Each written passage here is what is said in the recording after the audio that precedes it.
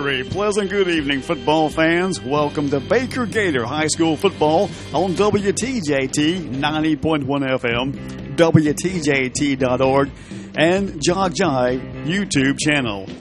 Tonight we are live from Baker, Florida, Doug Griffith Memorial Stadium, home of the Baker Gators. It's the undefeated Baker Gators and the 4-4 Port St. Joe Tiger Sharks in action tonight. Tonight's winner advances to next week's conference championship in Panama City. Stay tuned for our pregame show, the coin toss, the kickoff. They're all heading your way next.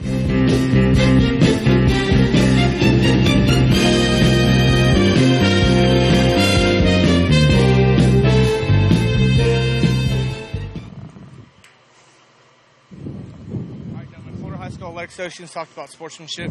You've all heard since you played pee all the way up, all right? White talk to white, red talk to red, okay?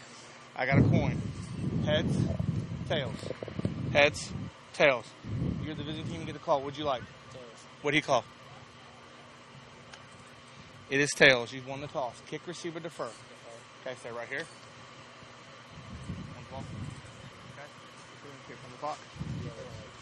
Okay. Red over here with me, white over there.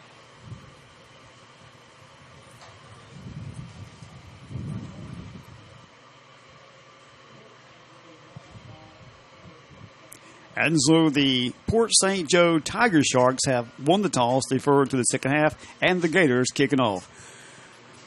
Welcome to Baker Gator High School football. I'm Mark Forehand, glad to be back with you this week. And with me again tonight, as he has been the entire season, a man who was a former quarterback for Jay Royals, perhaps the best quarterback ever to come out of Jay, maybe even Santa Rosa County. He is the man, the myth, the legend, Jesse Jernigan. It's an honor to be in your presence, Jesse. Wow, what an introduction. I think I'm just going to stop while I'm way ahead on this one. I don't want to mess it up. And also with us on the field, on the sideline, Robbie, the Kona Iceman cometh Kolb. And Robbie, how you doing tonight, man? I'm doing good, but tonight I'm the Hamburglar. The Hamburglar, no ice. No ice, but hamburgers. Gotcha. Well, Jesse, it was a short week for the Baker Gators, for us as well. We played Monday night. We played Jefferson Somerset. The Gators shut out the Tigers 35-0 to advance to tonight's game. A week ago, Port St. Joe, they sneaked by Sneeds in overtime 30-24. They're here tonight. Now, tonight's winner will go on to play in the conference championship next Saturday in Panama City. These two teams are not strangers. In fact, they have met, I believe, 5 times over the past few years. Head coach Matt Brunson is 4-1 against Port St. Joe. The one loss 4 years ago, 2015, the state semifinal game. It was a 42-13 win for Port St. Joe back then. Last year, state semifinal, the Gators avenged that loss. They beat them 48-27 last year. Right. It's an interesting game tonight. I know that there's been they've struggled a little bit this year. Port St. Joe has against some teams, 4-4. Not a terrible record, still in the top 20 in the state in 1A, and doing a good job. Had a great showing last week, as you talked about, against Sneeds, and were able to put some passing yards on the stats last week against Sneeds to help them go to that victory. So, and we are set for the kickoff. Aiden Gaynor to kick for the Sharks. And it's going to be Seth Baxa at his 30. 35-40 still going, and Seth Baxa forced out of bounds near the 40-yard line. We are underway from Baker. And, Jesse, there was a big chance of rain earlier in the week for today, but so far no rain, just clouds. So a great night for football, unlike last Monday. That's right. Yeah, Monday was a little bit sloppy, a little bit wet, but they ended up no injuries that I know of on our side. I think we had one injury on the other side of pretty significance. Robbie was talking to me about that. One kid, I think, broke his arm from the other team. But, as far as us, I think we stayed healthy through that game. And like you said, no rain so far. Looks like it might hold off for the rest of the game. It is 1st and 10 Baker from their 41-yard line. Your quarterback is senior number 3, Sam Croson in the backfield. is Joe Brunson on the handoff, and Joe slips down to the 40-yard line, gets tripped up. On the tackle was number 14 for Port St. Joe. That's frustrating right there for Joe. He had a big hole opened up by Gary Mitchum on that left side, and, man, if he would have not tripped right there, not slipped up, had a pretty big game. But that's a good sign for us tonight that our guys are catching their blocks already. Hopefully going to be pretty physical up front. 11:31, first quarter, no score, just underway. It is second down, 11 for the Gators at their 40-yard line. The Gators in their maroon jerseys tonight, the white numbers and the maroon pants with their maroon helmets. Again, Croson under center. Jack Adams in motion, takes the handoff. Left side, a little slippery out there, but Jack falls ahead to about the 44-yard line. Brings up third down long for the Gators. Yeah, maybe with a short week and we played in the rain on Monday night, maybe the dry field is messing them up tonight, you think? It could be. It could be. Third down and about 7 from the Baker 44-yard line. 10:51 to go in this opening quarter. The Port St. Joe's Tiger Sharks are purple, white, and gold. And tonight they have their white jerseys, the purple numbers, purple pants with a yellow stripe, and gold helmets. And now it looks like an official timeout. The legal substitution, is that the call? I think that was. That's what it looked like, Mark. So, Jesse, we was curious how the short week would work out for the Baker Gators. But, also now Port St. Joe played last week, but still they did not know who they were playing until Monday night for sure. Right. So, I think you mentioned it last Monday.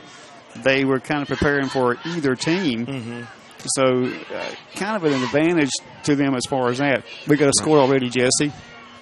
Looks like the Vernon and Bluntstown game has already went up 7-0 Bluntstown in the first quarter. 11 minutes left to go in that first quarter there. And so the winner of that game plays the winner of this game next Saturday in Panama City. Ashton Morrison comes into the Baker lineup. Still a lot of confusion down there, and head coach Matt Brunson talking with the side official there, trying to. Now they're going to wave off the flag, looks like. It was rare that a head coach gets a flag waved off, but boy, Matt Brunson got it done. He worked it good that time. 10-16 first quarter, third down. It shows third down 12 from the 39-yard line of the Baker Gators.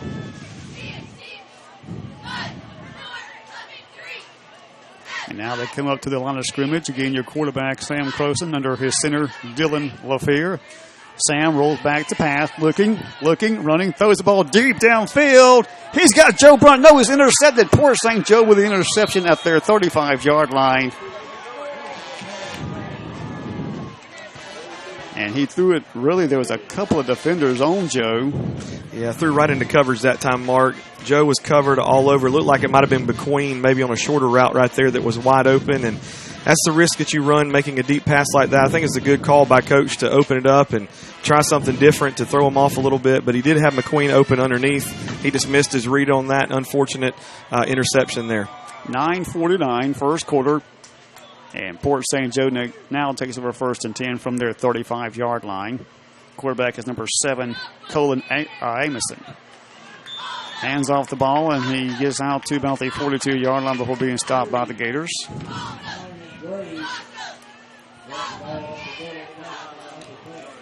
But a 6-yard run for Port St. Joe. Now second down 4 from the 41-yard line. 9.5 to go first quarter.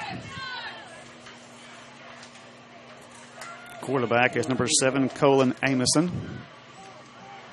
Pitches back to number 1, that is Bubba Ash.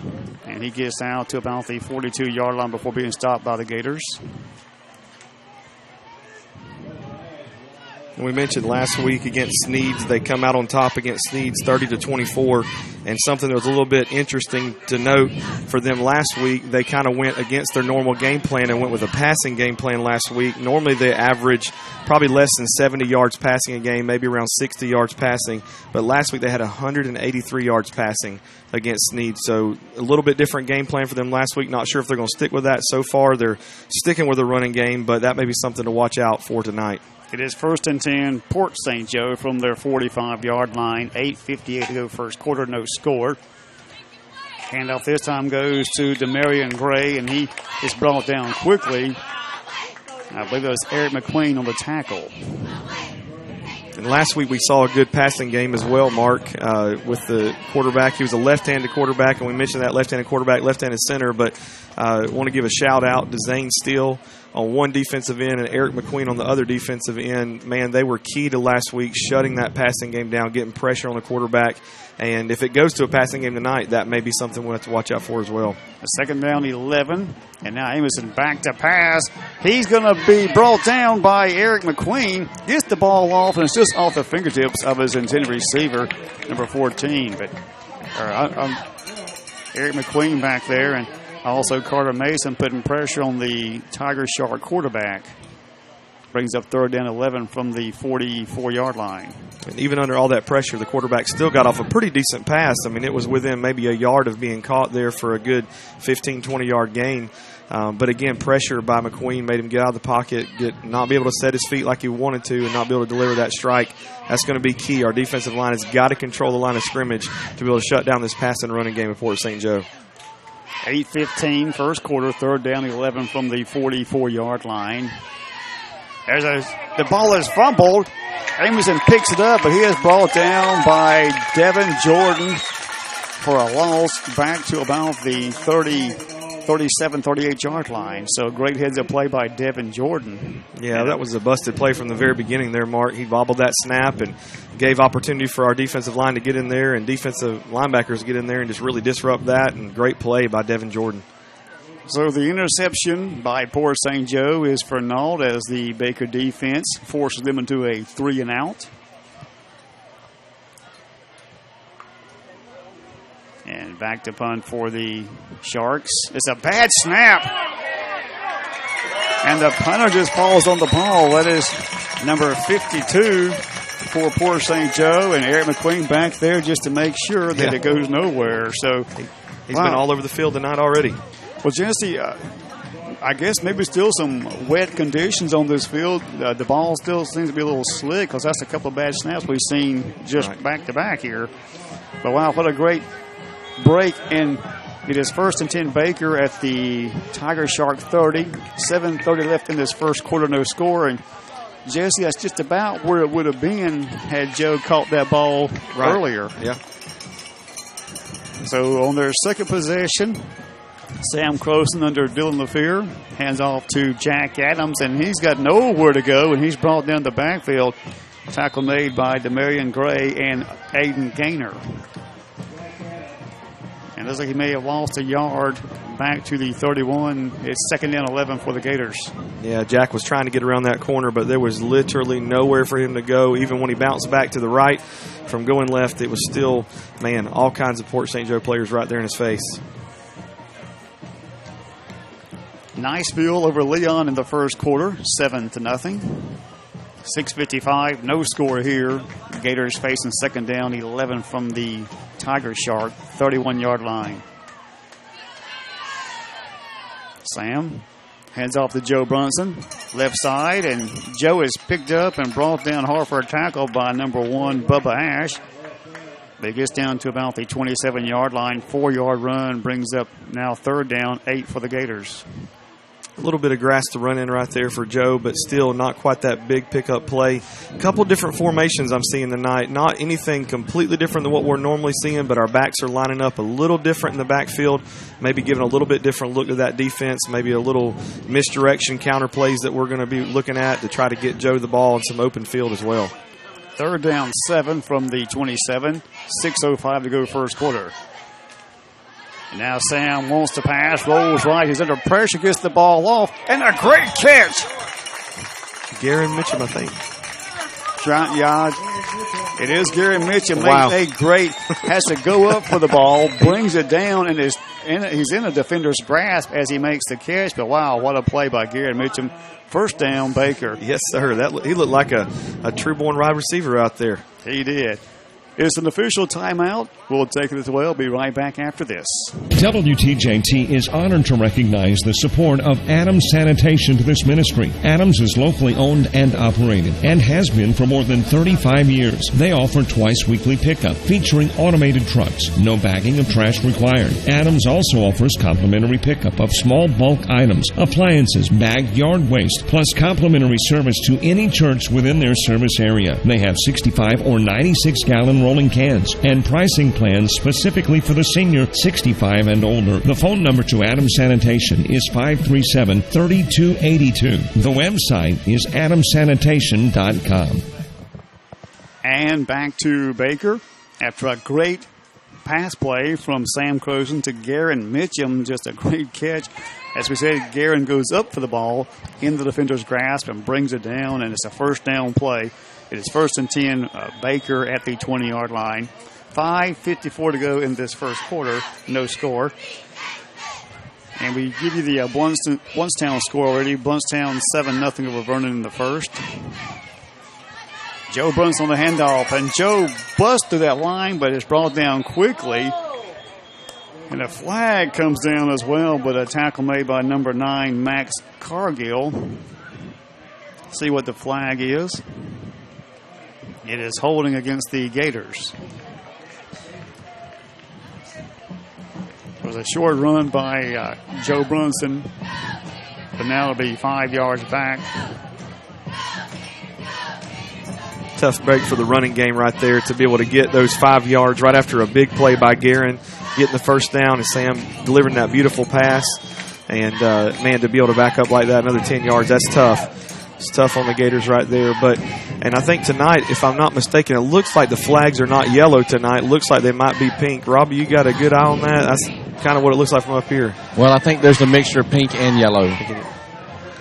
5:38 to go, first quarter. 1st and 16 from the 26-yard line. Josh Gamble at the tight end position. Sam hands off to Joe Brunson, and Joe's across the 25-yard line, ball down near the 20-21. It'll still be now 2nd down and long for the Gators. Still a really decent pickup right there by the offense to get most all of that penalty yardage back on one play. Great job there by the offensive line as well to get downfield, pick up some blocks, and give Joe some space to run. Right, we've mentioned that line all season long, and they're doing a great job. It's impressive. 2nd down, 11, and another flag comes in. That one was yellow. It was yellow indeed. Offsides against the Sharks, the Tiger Sharks, Port St. Joe Tiger Sharks. Tiger Sharks. Yeah, Tiger Sharks is the official mascot, but we may just say Sharks just to make it easier on us. Bailey said they looked a little bit like LSU with their colors tonight. They do. That's a good way to describe them. Yeah. And we'll take that extra 5 yards back. That'll be nice. Niceville 14-0 over Leon in the first quarter. Niceville, like Baker, also undefeated. So now 2nd down and 6 for the Gators. And handoff goes to Jack Adams. He's across the 10 down to the 5-yard line. Tackle made by number 52 for Port St. Joe. But it's another first down run for the Baker Gators. 1st and goal inside the 5-yard line. 4.5 to go first quarter. Mark, I love what I'm seeing tonight because normally, other than you. Oh, okay. Wow. Other than you, looks like, we got an update on the score now. Bluntstown and Vernon are tied 7-7 right now in the first quarter. So a tight game there as well. 4:21 to go first quarter, no score. It is 1st and goal Baker from the Port St. Joe 5-yard line. Handoff goes to Joe Brunson. Joe goes between his left guard, right tackle, and he is to the 1-yard line, brings up 2nd down for the Gators. What I was saying a minute ago, other than seeing you, I love what I'm seeing with the offense tonight. They're spreading the ball around as far as not just going Joe the entire time, which there's nothing wrong with that. He's a great runner, but it gives him some space to run whenever they're unsure if Jack's going to get the ball, if Garen's going to get the ball, if Seth's going to get the ball. They don't know who it's going to be handed off to, and that allows Joe a little bit more breathing room and to be able to do what he does best and be able to run the ball. Exactly. Garen Mitchum back in a fullback now. Joe Brunson in the backfield. It is Joe Brunson with the ball, and Joe dives into the end zone. Touchdown, Baker Gators. So the muffed punt does come back to haunt Port St. Joe as the Gators take the ball to 30-plus yards, and Joe Brunson carries it in. And now for the extra point, Pierce Thompson, his holder of the last few games, has been Ryan Fleming. And now kind of curious how this field will do as far as the point after for Pierce. Right, kicking game gets a little bit tough whenever the ground's slippery like that. There's the snap. It goes through the hands of Ryan Fleming, but there's a flag, and it looks like Port St. Joe may have jumped off sides. No illegal procedure against the Gators, but Port St. Joe was crowding that line like they was going to come after that extra point. Yeah, I think definitely at this point they're definitely going to rush because now the angle of the kick's going to have to be a little bit lower. So give them a chance to get that hand up there, knocking it back about 5 yards, or 10 yards, I'm sorry. No, 5 yards. So we'll see how Pierce does, being 5 yards further back. But yeah, the snap went right through Ryan's hands. He gets it down this time. There's another whistle, another flag. We're getting that 5 yards back. Okay. Well, you heard Robbie Cole. We're getting that 5 yards back. No, then again, they say we moved, but we didn't move. It was against them. I'm sorry. I'm standing right here on the line. Robbie's got that bird's eye view, or that maybe that ground eye view. And so now another 5 yards back. So if he's on the ground, is he grounding and pounding down there? He could be. He could be.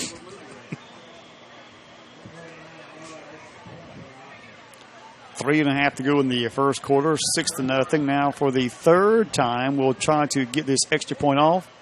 The snap is good. The hold is good. The kick is no good. It was far enough, just a little wide to the side there. Regardless, Baker takes the lead first, 6-0 back in just a moment. WTJT and the Baker Gators are proud to recognize Baker Parts in downtown Baker as a sponsor of live coverage of Baker Gator football. Baker Parts has auto parts and hardware for all household needs. Baker Parts is located at 1304 Georgia Avenue in Baker, and their phone number is 537-3131 or 537-4231. Thanks, Danny, and all the staff at Baker Parts for helping to make coverage of Baker Gator football possible on WTJT.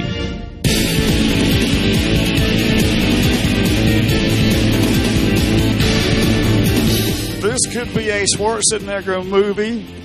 Predators versus Predators. Claws and jaws, Gators and Sharks. And the Gators, they strike first. Miss the extra point, but they lead 6-0 in the first quarter, 3.5 to go. Pierce Thompson on the kick. And is taken by the Tiger Sharks, and he is taken down quickly. Big hit. That is number 24, Jake Miller. And he takes down number 4, Davian Welch, quickly. Should have called the fair catch. That's right. That's an exciting play for the Gators right there. That'll get the defense pumped up and ready to go. And when you see those guys just flying down the field with no reserves at all right there, Jake did a great job laying into him. Yeah, we don't call his name a whole lot, but boy, he was great on special teams just then. He was on it. 3:24 first quarter, Baker 6, and Port St. Joe zip. It is 1st and 10 for the Sharks from their 28-yard line. Handoff, and the running back is brought down. Looks like Carter Mason, along with Seth Baxa, or Devin Jordan, excuse me, on the tackle. It looks like tonight their running game is just not what it normally is as far as Port St. Joe, the Sharks go. They're struggling a little bit. And last week, Mark, to note, they had about 48, looks like maybe 70 yards running last week when they played against Snead. So their running game was a little bit tough, and I think that's why they shifted over to the passing game and had some success there. So I don't know if they're going to try to switch over to that and try to get some extra yards or not, or just keep trying to get this run in. Just a handoff again. On the right side goes number 14, brought down by Joe Brunson. Well, so far, I think we've seen, one pass tonight, and it was incomplete. Of course, when you got a handful of, Eric McQueen's got you in a body wrap there. Makes it pretty tough to be able to make those passes and deliver the goods. 2:25 to go in this first quarter. It's now third down and about 6 for Port St. Joe. Ball at their 33-yard line.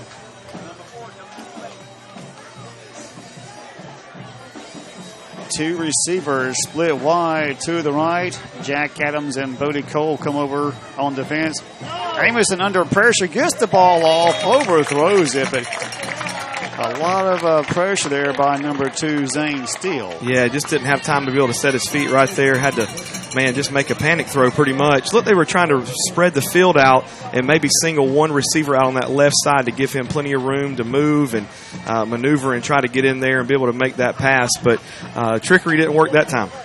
So it is, again, fourth down for the Tiger Sharks. 4th and 6 from their 33. A minute 44 to go in this first quarter. Joe Brunson stands back at his 35. Last time did not get the punt off. It was a bad snap. A little better snap and a great punt by Port St. Joe.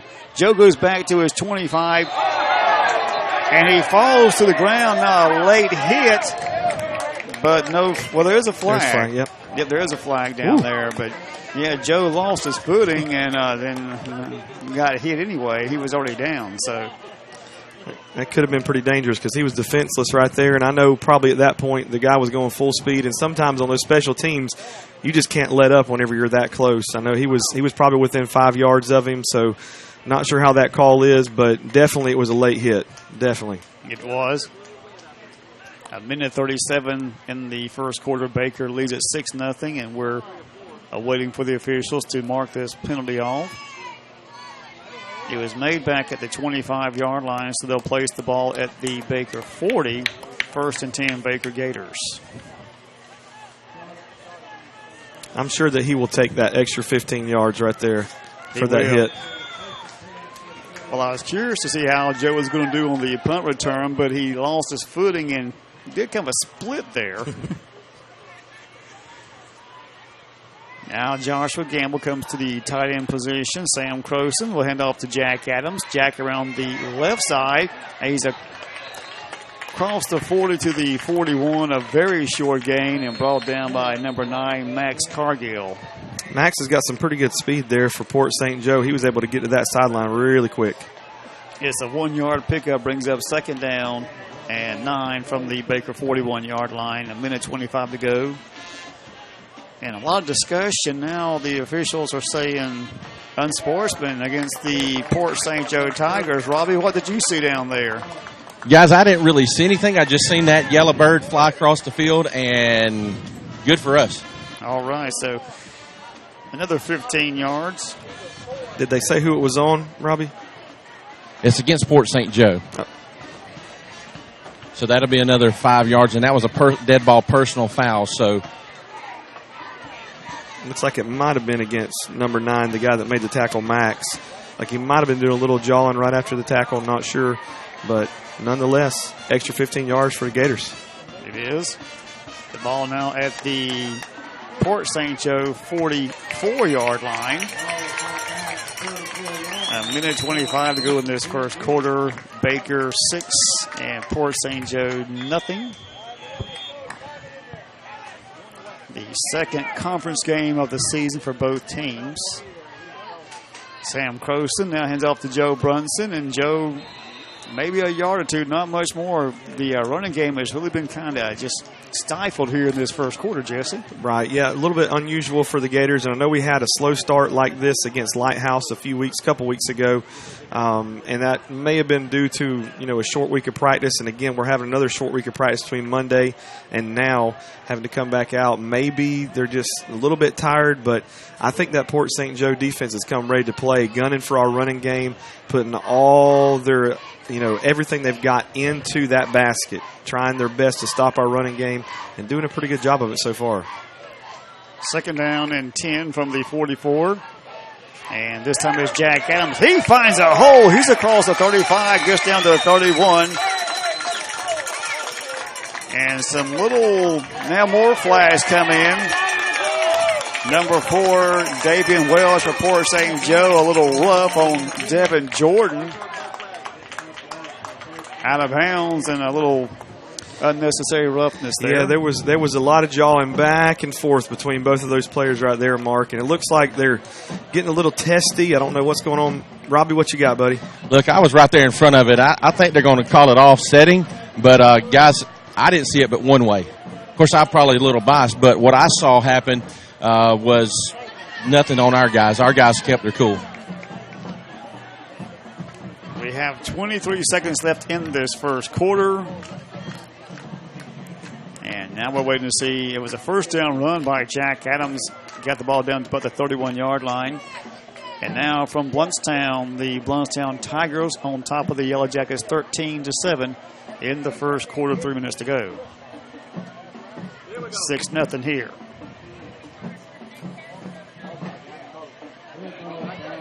So, Robbie, or you once said it offsetting.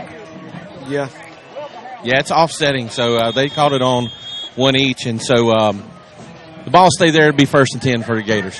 Port St. Joe takes a timeout. We do too. Back after this. Hi, this is Tony from Baker Feed and Country Store. The Baker Gator football season is back, and we are proud supporters of WTJT's live Baker Gator football program. Baker Feed and Country Store has all your fall food plot seed and fertilizer needs, along with corn, rice bran, pellets, and blocks. We carry Justin boots, belts, wallets, and Wrangler jeans. Baker Feed and Country Store is located on the right at the light in downtown Baker and can be reached by phone 537-1000. Again, that's 537-1000. Go Gators!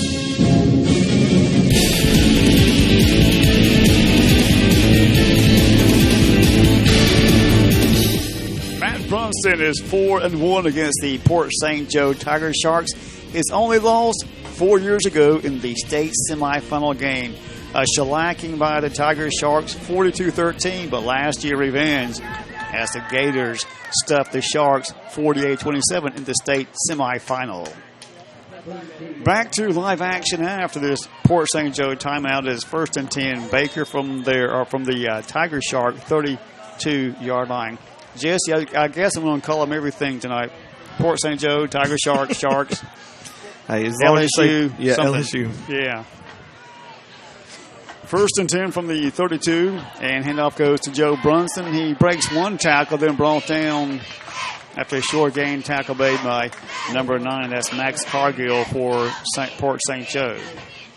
Yeah, they're going to have to fight for every single yard they get in the running game tonight, it looks like, because I'm telling you, Port St. Joe came ready to defend this run, and I think they're putting everything they got in that one basket, baby. Well, they are 4-4 on the season, but they are a very good 4-4 team. Yeah.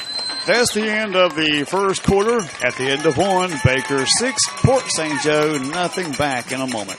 WTJT would like to thank Jason Norton and Baker Metalworks for allowing us to bring live Baker Gator football coverage to the listeners of WTJT. Baker Metalworks offers a large variety of colors, and they are all Energy Star rated. They have 4 profile styles with 29 and 26 gauge. They also have delivery available, and all of their materials are Florida product approved. Baker Metalworks is located at 5846 Highway 189 in Baker. They can be reached by phone at 850-537-2010. Thanks again to Baker Metalworks for all of your support here at WTJT. And welcome back. And real quick, we have a score. These two teams are undefeated over in the Pensacola area. Washington and Escambia. Escambia in the first quarter 7. Washington nothing. So 2 undefeated teams. That will change tonight for sure. But right now, Escambia over Washington 7-0 in the first quarter.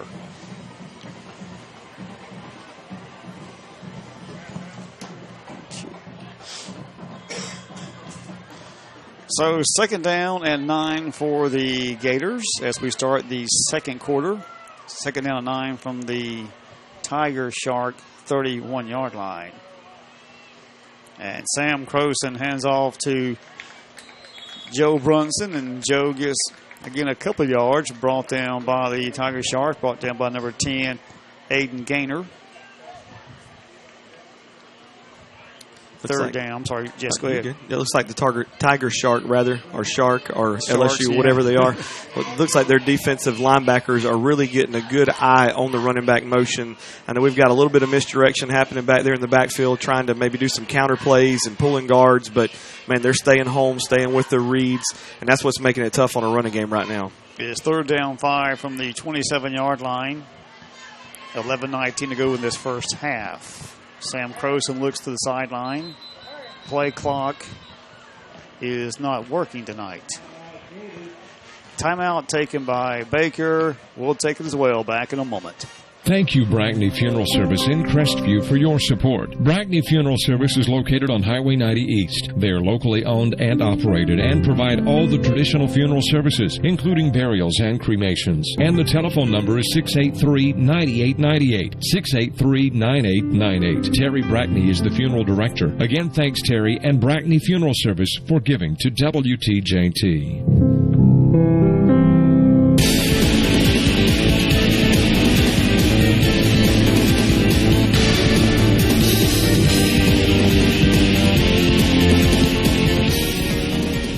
Baker Gators and the Port St. Joe Tiger Sharks.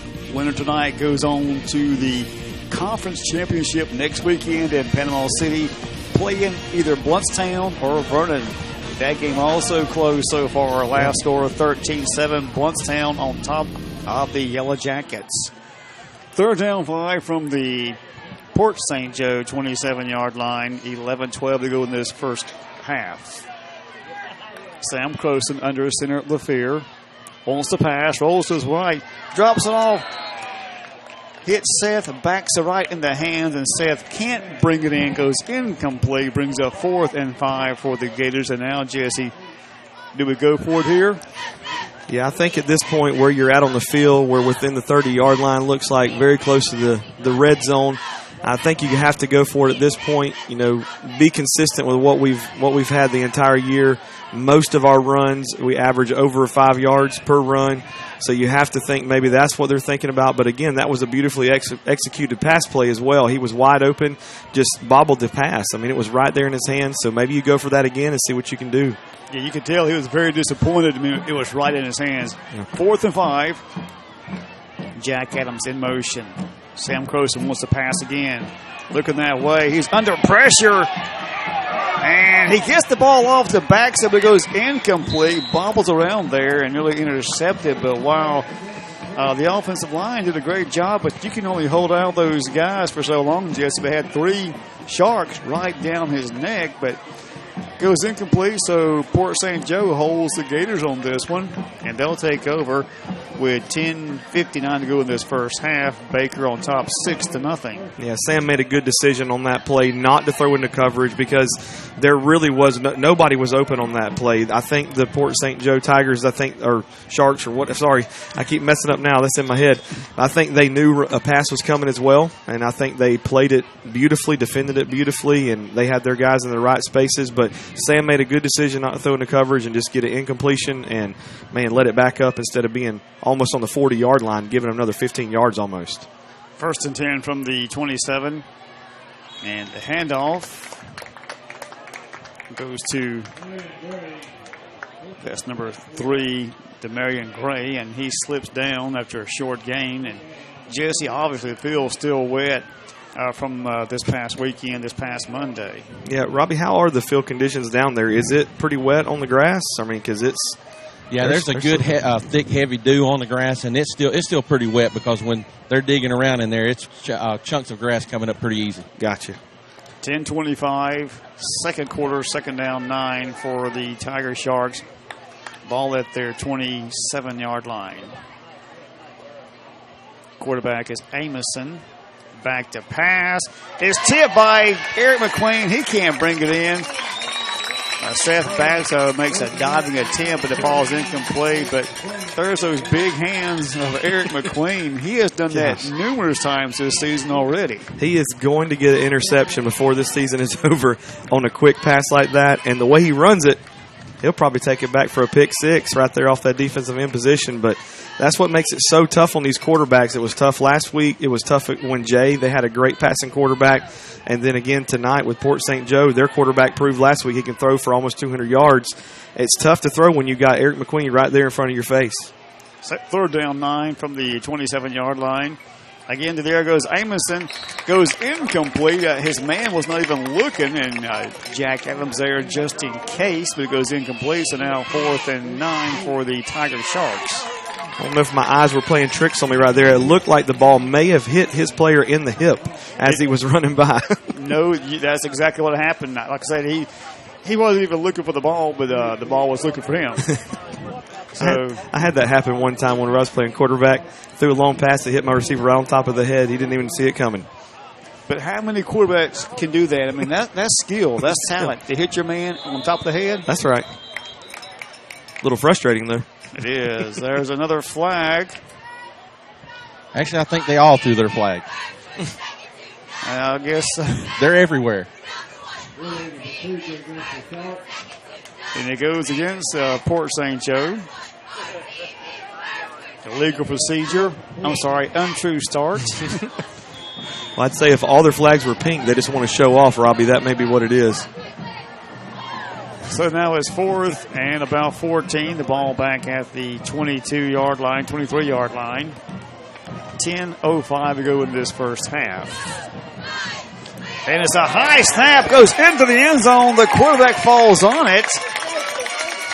And it is a safety. That is a bad snap, goes over the punter's head into the end zone. And so the extra point we missed, we get those 2 points back. Courtesy of a safety.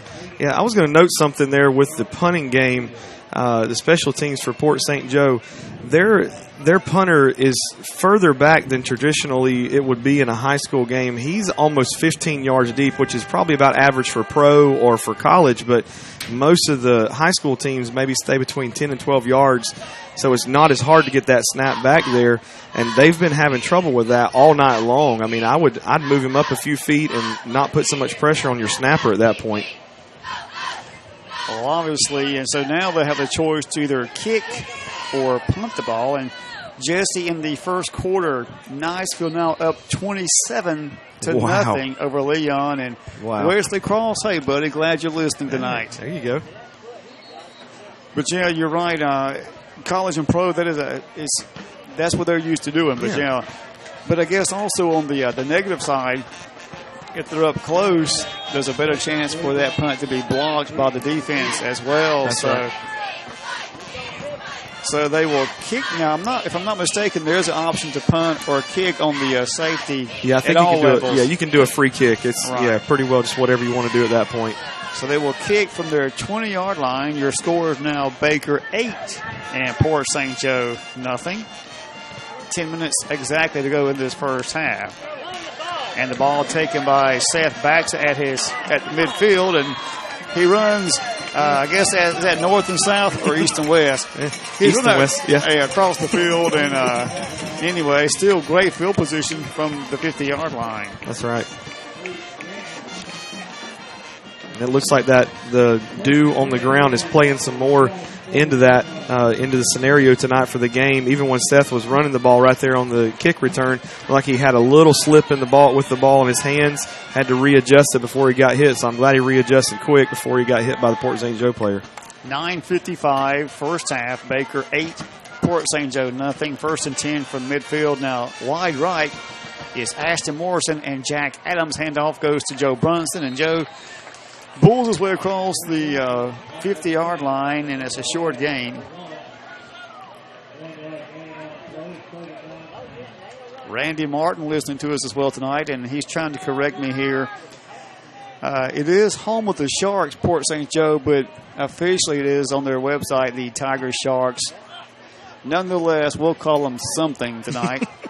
Just remember, Randy, this is mine and Jesse's show, so it's Port St. Joe, whatever we call them. The views and opinions expressed on this broadcast. Hush, Jesse. 2nd down, 8. Jack Adams on the handoff, and he is brought down in the backfield. A great tackle by number 10, Aiden Gaynor. It's a loss back to the Baker 48-yard line.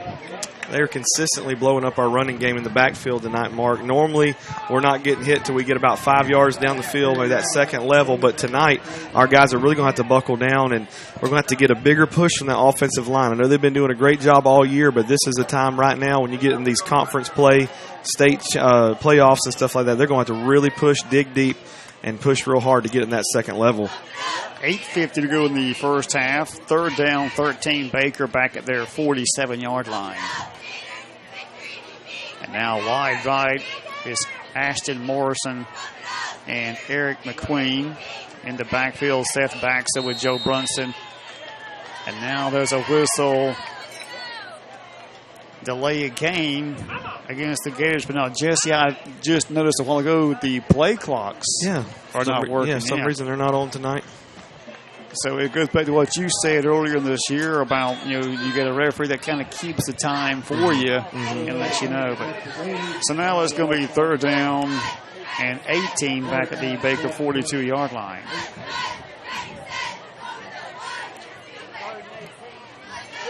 Let's see what Coach Brunson has dialed up for this play.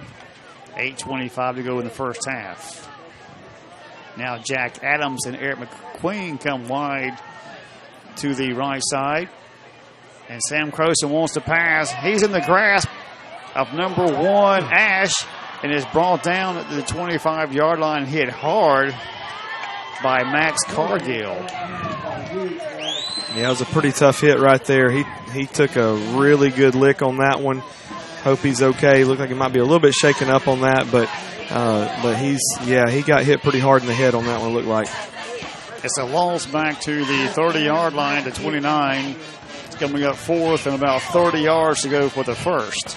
Clock rolling at 7:51. 8-0 Baker on top.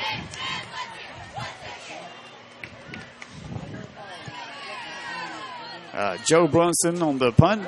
Gets off a good punt. Taken by Port St. Joe. Ill-advised. And it's a short gain to about the 39-yard line. But even on our punt, Joe struggled to get that ball or to field the ball. Right.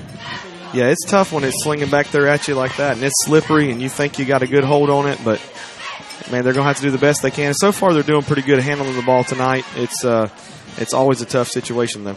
2 undefeateds. Escambia on top of Washington now, 21-0 in the second quarter. Wow. 2 undefeated teams there, and Escambia right now in control.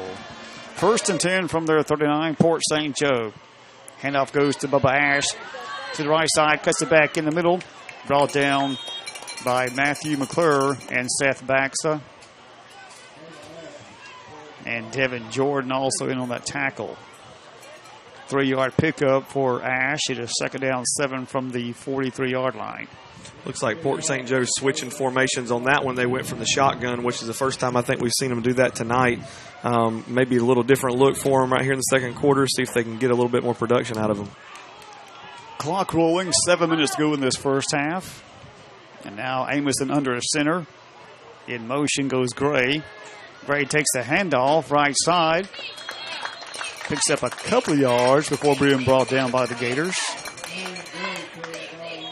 And looks like he is still down on the field. And Jesse, I missed who made the tackle, but put a pretty good hit on him. Yeah, there was a big wad of Gators over there, so I couldn't really see who it was that made the individual tackle there, but there was a big group of them. He's still down, Mark.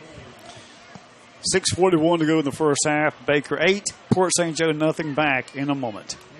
WTJT would like to send a special thanks to CCSI of Crestview, Florida. It's businesses like you through all your support that makes this live coverage of the Baker Gators Friday Night Football possible. WTJT is honored to recognize a donation from Edge Painting Incorporated. Derek and his crew specialize in interior and exterior repaints, pressure washing, cabinet refinishing, wood and concrete staining, just to name a few. Edge Painting Incorporated has you covered. The number to schedule your free estimate is 850-537-2396. 850-537-2396. Owners Derek and Nikki Edge are proud supporters of Baker Athletics. Go Gators. Pastor White and the congregation of Milligan Assembly of God are proud sponsors of Baker Gator football. Our services are on Sunday morning starting at 9 a.m. for Sunday school, 10 a.m. for morning worship, and then we come back at 6 p.m. on Sunday evenings for our Sunday night explosion. Our midweek service begins on Wednesday nights, and it starts at 6:45 for our Kids Call ministry, and then 7 p.m. for our evening worship service on Wednesday nights. You can follow us on Facebook, and you can also connect with us on the web at mag.church. On behalf of Pastor White and the congregation of Milligan Assembly of God, we want to say...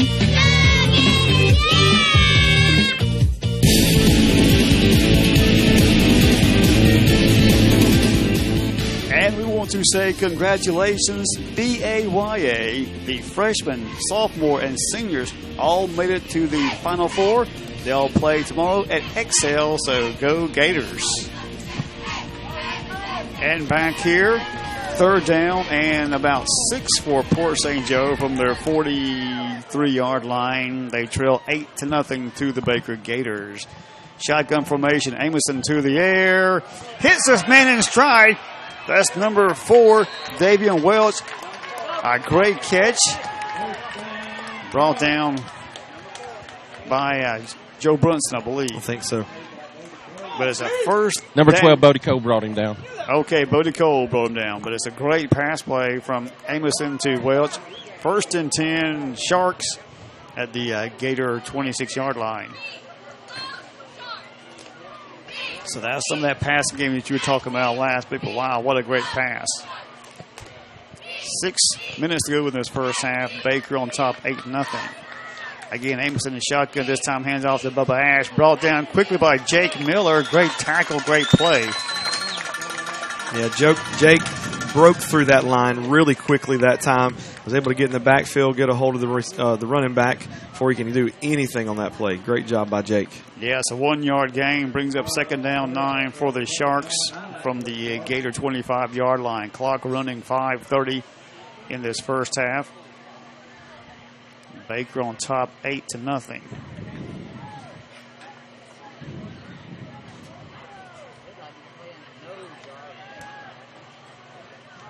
And this time, quarterback Amison comes up under his center. Hands off to his running back, and he is brought down by Carter Mason, and then gets some help from the rest of his teammates.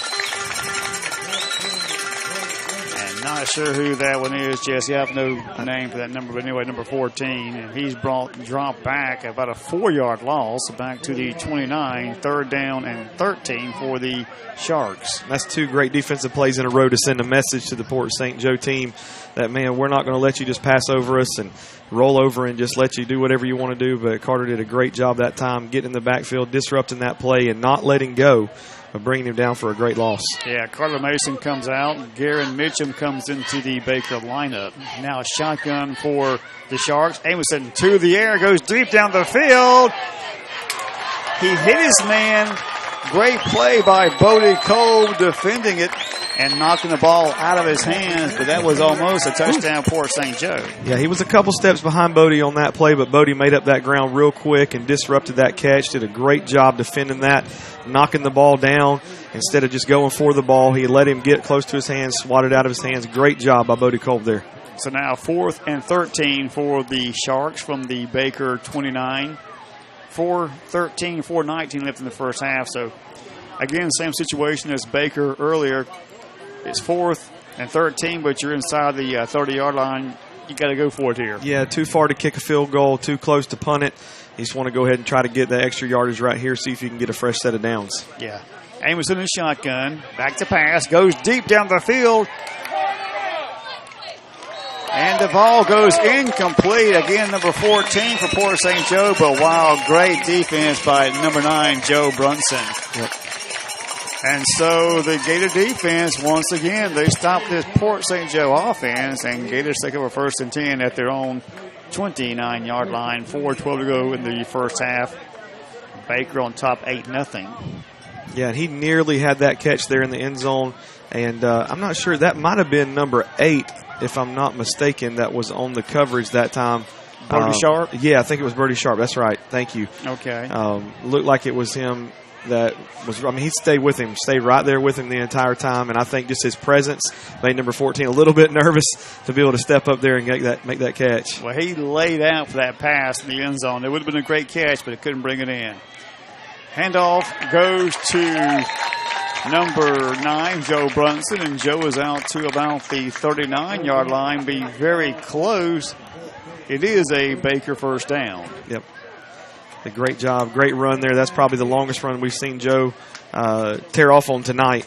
And that was a good, refreshing moment. Maybe we found a weakness in their defense and going to pound it right here. Well, and also the offensive line, they may now be wearing down Port St. Joe's defense up front.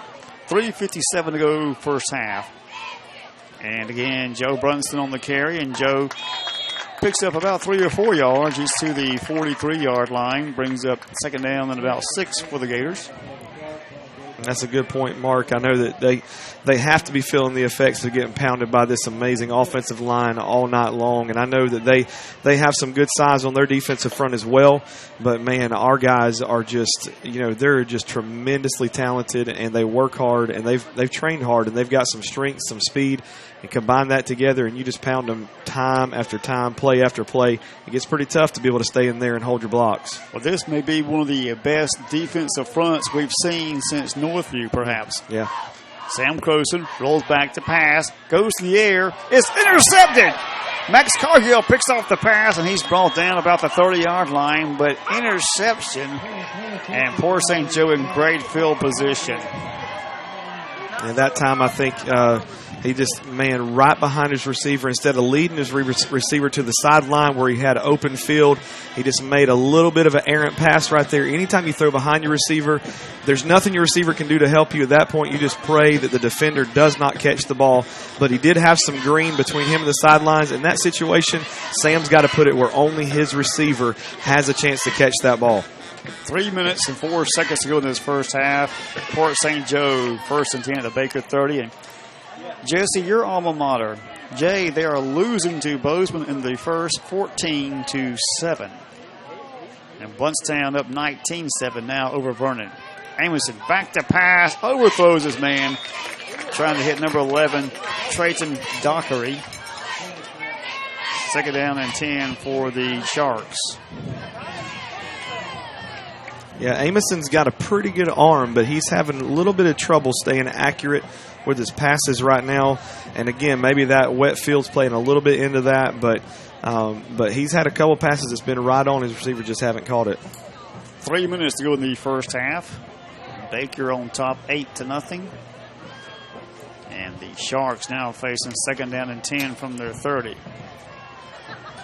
Well, so far, Amundsen has been pretty much on spot with his passing most of the night. Again, shotgun formation. Collin back to pass under heavy pressure. He gets the ball off, but he had Joe Brunson, Carter Mason, Eric McQueen right in his face. He does get the ball off, but it falls harmlessly incomplete. Brings up third down and 10 for the Sharks. Would that be our 3 musketeers of the defense coming after the quarterback? You said it. That's exactly right. 2:55 to go in this first half. Third down and 10 for the Sharks at the Baker 30-yard line. 8-0 Gators on top. Again, shotgun spread formation for the Sharks. He's got a man in motion, hands off. That's number 4 again, Welch, and Welch is brought down hard. Great hit there. Yeah, Joe Brunson, and I believe also Seth Baxa may have been in on that tackle as well. But wow, what a hit. Lays them out, brings up now 4th and 9 for the Sharks from the 29. Timeout, Port St. Joe.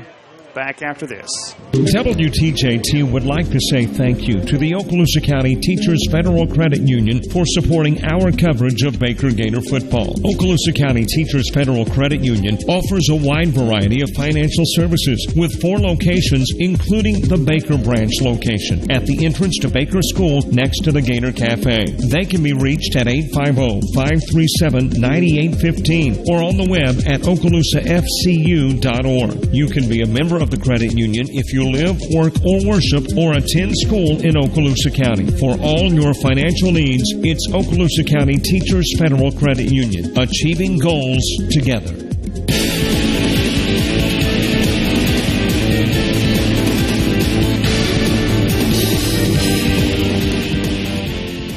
.36 to go in this first half. Baker Gators on top 8-0, courtesy of a Joe Brunson touchdown and a safety on the Port St. Joe punter. And the Sharks facing 4th and 9 from the Baker 29-yard line and going for it. And now Amison is under his center on this play.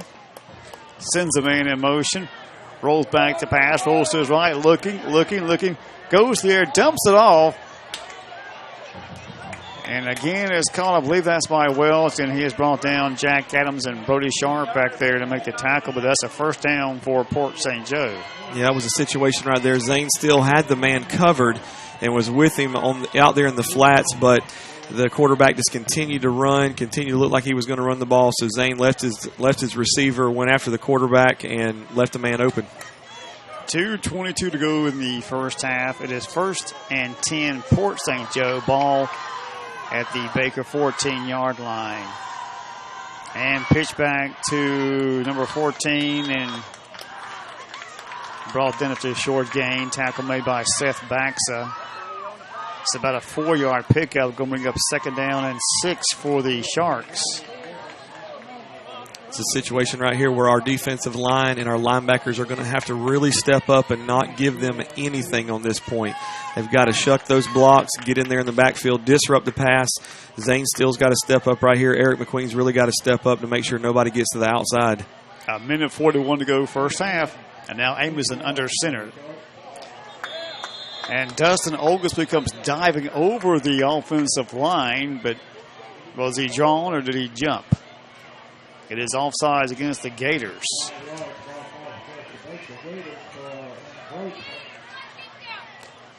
So that 5-yard penalty will make it 2nd down and 1 from the 5-yard line. Looked to me like there was movement on both sides at that point, so I'm not exactly sure. Well, it did me too, Jesse, but we're wearing the wrong color shirts. And handoff is to 14. Boy, he has hit hard. Dustin Oglesby put a lick on him, drops him, but he's going to still be very close to a first down. He had to get to the 4, and that's about where the ball was going to be placed. It is 1st and goal for the Sharks.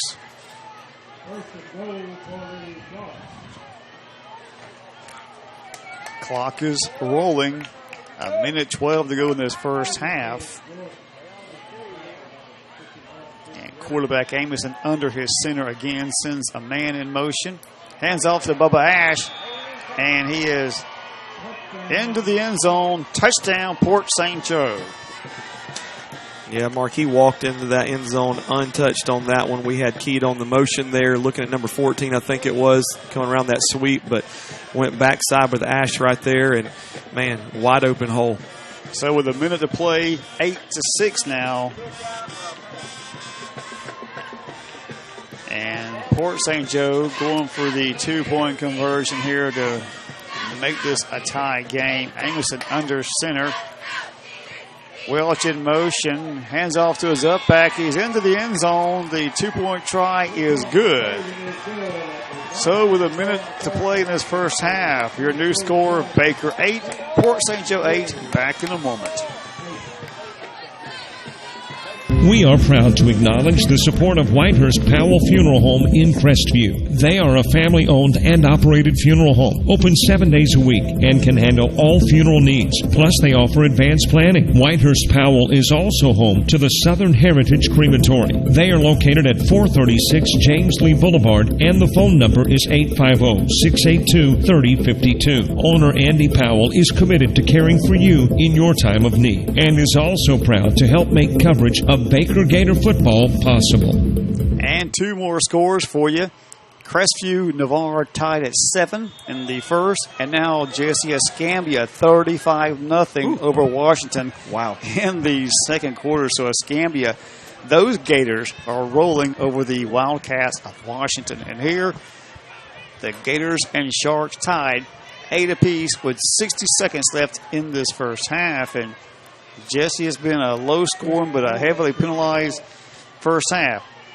And the kick taken by Joe Brunson. Joe's to the 45 and stopped about the 48-yard line. And some little pushing and shoving downfield between a couple of Gators and Sharks, but no flags are thrown. But kind of a lot of sloppy play in Jesse. And I don't know if it's due to the wet conditions or maybe the short practice week or just no matter. I'm not sure what it is. Robbie Cole, what you got down there for us? Well, guys, I know that on the sideline coaching is being done, so they're trying to keep them in this game, even though it's 8-8, some heads hanging, but they're telling them, hey, it's just 8-8. That's right. 54 seconds to go. 1st and 10 Baker from their 48. And Joe Brunson on the handoff. Joe's across midfield, the 45, and he is brought down by number 9, Max Cargill, but it's a first down run or close to a first down for Joe Brunson near the 42 of the Sharks. See a little fire in Brunson on that play, just putting his head down, picking up that extra yardage, working hard to get to it. Clock is stopped at 44 seconds before the half. It is second down. And now they're saying it's first down. The chain gang, it's still second down, but now it's first down. The clock is rolling at 42 seconds. And we got to hurry up here, Jesse. 1st and 10 from the 42-yard line of the Sharks. Joe Brunson again, and Joe Brunson making a great run. He's down to the 36-yard line, second down, and 4 yards to go now. Timeout taken by the Gators with 24 seconds to go in this first half. Back in just a moment. One of our sponsors this year for our live coverage of Baker Gator varsity football is Wise Equipment in Crestview. Wise Equipment specializes in sales and services of Kubota and John Deere mowers and tractors. They carry Steel and John Deere chainsaws, line trimmers, and blowers. Plus, they have John Deere toys. All products are backed by a manufacturer's warranty. Wise Equipment is located at 1147 South Verdon Boulevard in Crestview and can be reached at 850-682-3366.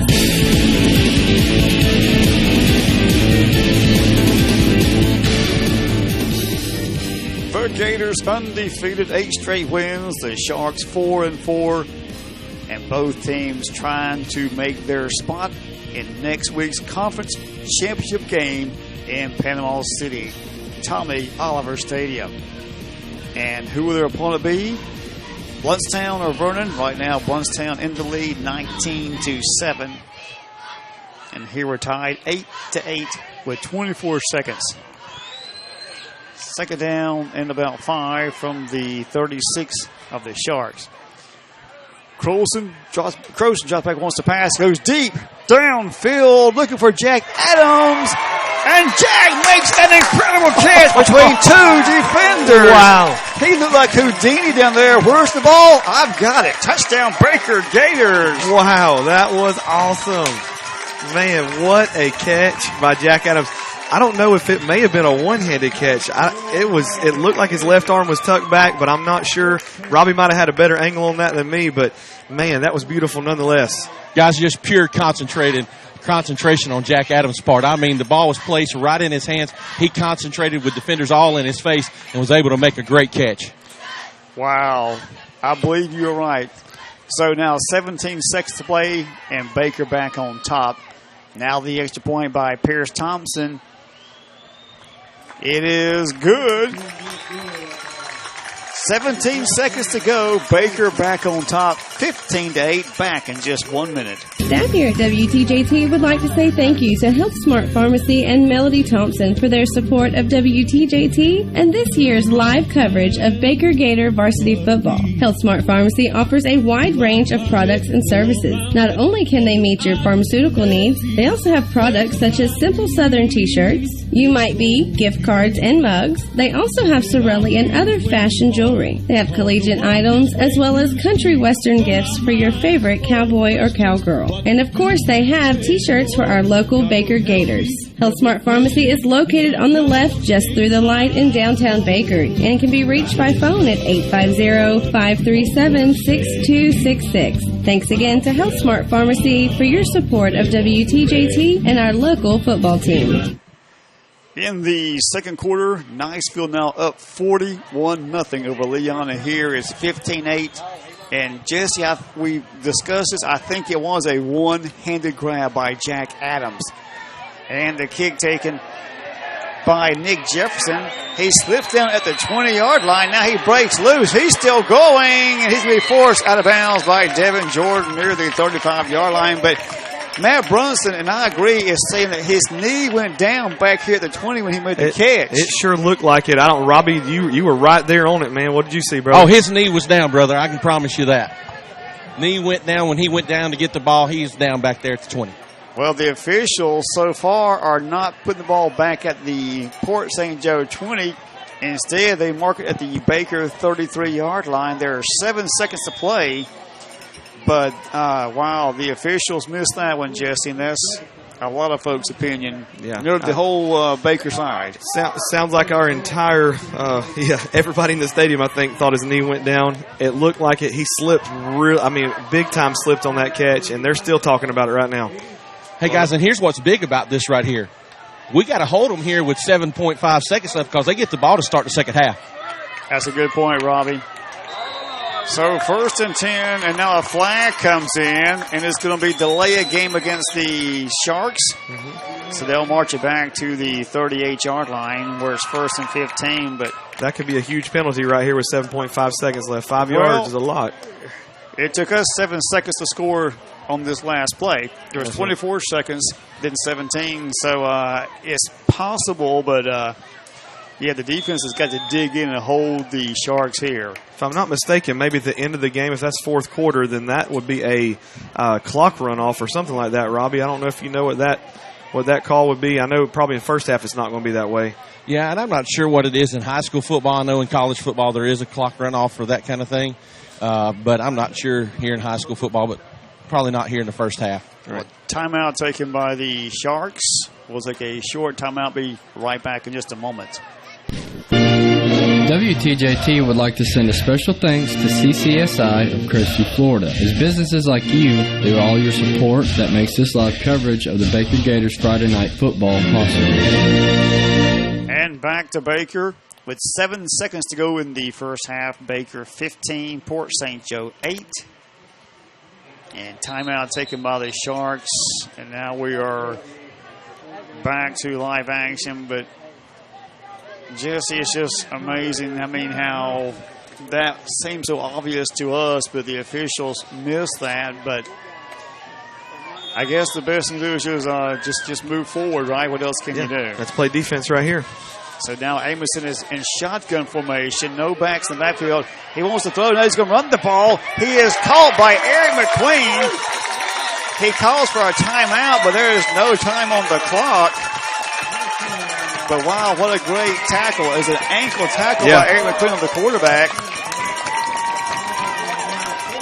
There was actually like just 0.6 seconds left, Jesse, but he didn't get the timeout called in time, so the Gators do hold the Sharks here. They do. So, Robbie Cole, you got something else on your mind real quick? Yeah, guys, I'm not really sure that the Sharks had a timeout left. So I think that may be the reason why the clock just ran on out. That's a good point. It is halftime from Baker. Your halftime score, Baker 15, Port St. Joe 8. Back in a couple of minutes. WTJT is honored to recognize a donation from Edge Painting Incorporated. Derek and his crew specialize in interior and exterior repaints, pressure washing, cabinet refinishing, wood and concrete staining, just to name a few. Edge Painting Incorporated has you covered. The number to schedule your free estimate is 850-537-2396. 850-537-2396. Owners Derek and Nikki Edge are proud supporters of Baker Athletics. Go Gators! Pastor White and the congregation of Milligan Assembly of God are proud sponsors of Baker Gator football. Our services are on Sunday morning starting at 9 a.m. for Sunday school, 10 a.m. for morning worship, and then we come back at 6 p.m. on Sunday evenings for our Sunday night explosion. Our midweek service begins on Wednesday nights, and it starts at 6:45 for our Kids Call ministry, and then 7 p.m. for our evening worship service on Wednesday nights. You can follow us on Facebook, and you can also connect with us on the web at mag.church. On behalf of Pastor White and the congregation of Milligan Assembly of God, we want to say... WTJT would like to say thank you to the Okaloosa County Teachers Federal Credit Union for supporting our coverage of Baker Gator football. Okaloosa County Teachers Federal Credit Union offers a wide variety of financial services with 4 locations, including the Baker branch location at the entrance to Baker School next to the Gator Cafe. They can be reached at 850-537-9815 or on the web at OkaloosaFCU.org. You can be a member of the credit union if you live, work, or worship or attend school in Okaloosa County. For all your financial needs, it's Okaloosa County Teachers Federal Credit Union, achieving goals together. We are proud to acknowledge the support of Whitehurst Powell Funeral Home in Crestview. They are a family-owned and operated funeral home, open 7 days a week, and can handle all funeral needs. Plus, they offer advanced planning. Whitehurst Powell is also home to the Southern Heritage Crematory. They are located at 436 James Lee Boulevard, and the phone number is 850-682-3052. Owner Andy Powell is committed to caring for you in your time of need, and is also proud to help make coverage of Baker Gator football possible.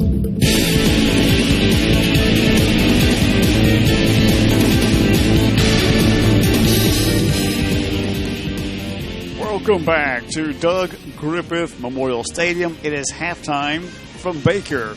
Your halftime score, the Baker Gators 15 and the Port St. Joe Sharks 8. 15-8 our score here. And Jesse, some scores from around the area. The latest ones we have. Over in Niceville, they are shutting out Leon 41-0.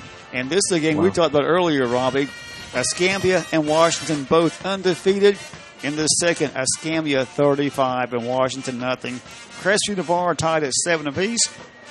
And the last game, the last score of this game we have interest in, Bluntstown over Vernon 19-7 in the second. And Jesse, your Royals are down to Bozeman 14-7. Yeah. Well, we talk about the history of Baker. Well, Port St. Joe has some pretty good history themselves. They have won 5 state championships. Can you guess what year the first one was? I'll give you a hint. It was the year before mine and Miss Sharon's moms were born. I'm not guessing on that. Yeah, they have won 1941, 1971, 1984, 2005, and 2014. And they have 3 state runner-ups in 1970, 89, and 2015. So Port St. Joe has a winning tradition, much like the Baker Gators, you know. Right. And we've seen it here tonight. And, Robbie and Jesse, you first. I mean, your comments, your thoughts on this first half. I think it's been a struggle for the running game, really for both teams. And it looks like both of the offensive line and defensive lines for both teams have come out ready to play, ready to give it their all. I'll give some kudos to the front 4 or 5 there for Port St. Joe. They've really put a beating on our running game. Normally by now we're up to at least 150 rushing yards in the first half, maybe a little bit more, a little bit less, give or take whatever game it may be. But they've done a great job defending our run. The last few minutes of the second quarter there, it looked like we might have been wearing down some of their defensive line, and I think that's really what Coach Brunson's game plan is against Port St. Joe, is just to continue to do what we do best, continue to drive that ball right at them.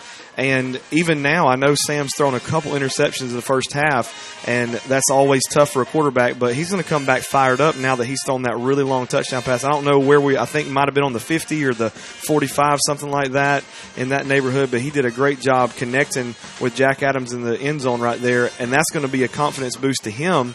Also to coach, to know that we can go back to that passing game if we need to, if we get in a tight pinch. But I think they're going to stick with that running game, continue to wear down that defense.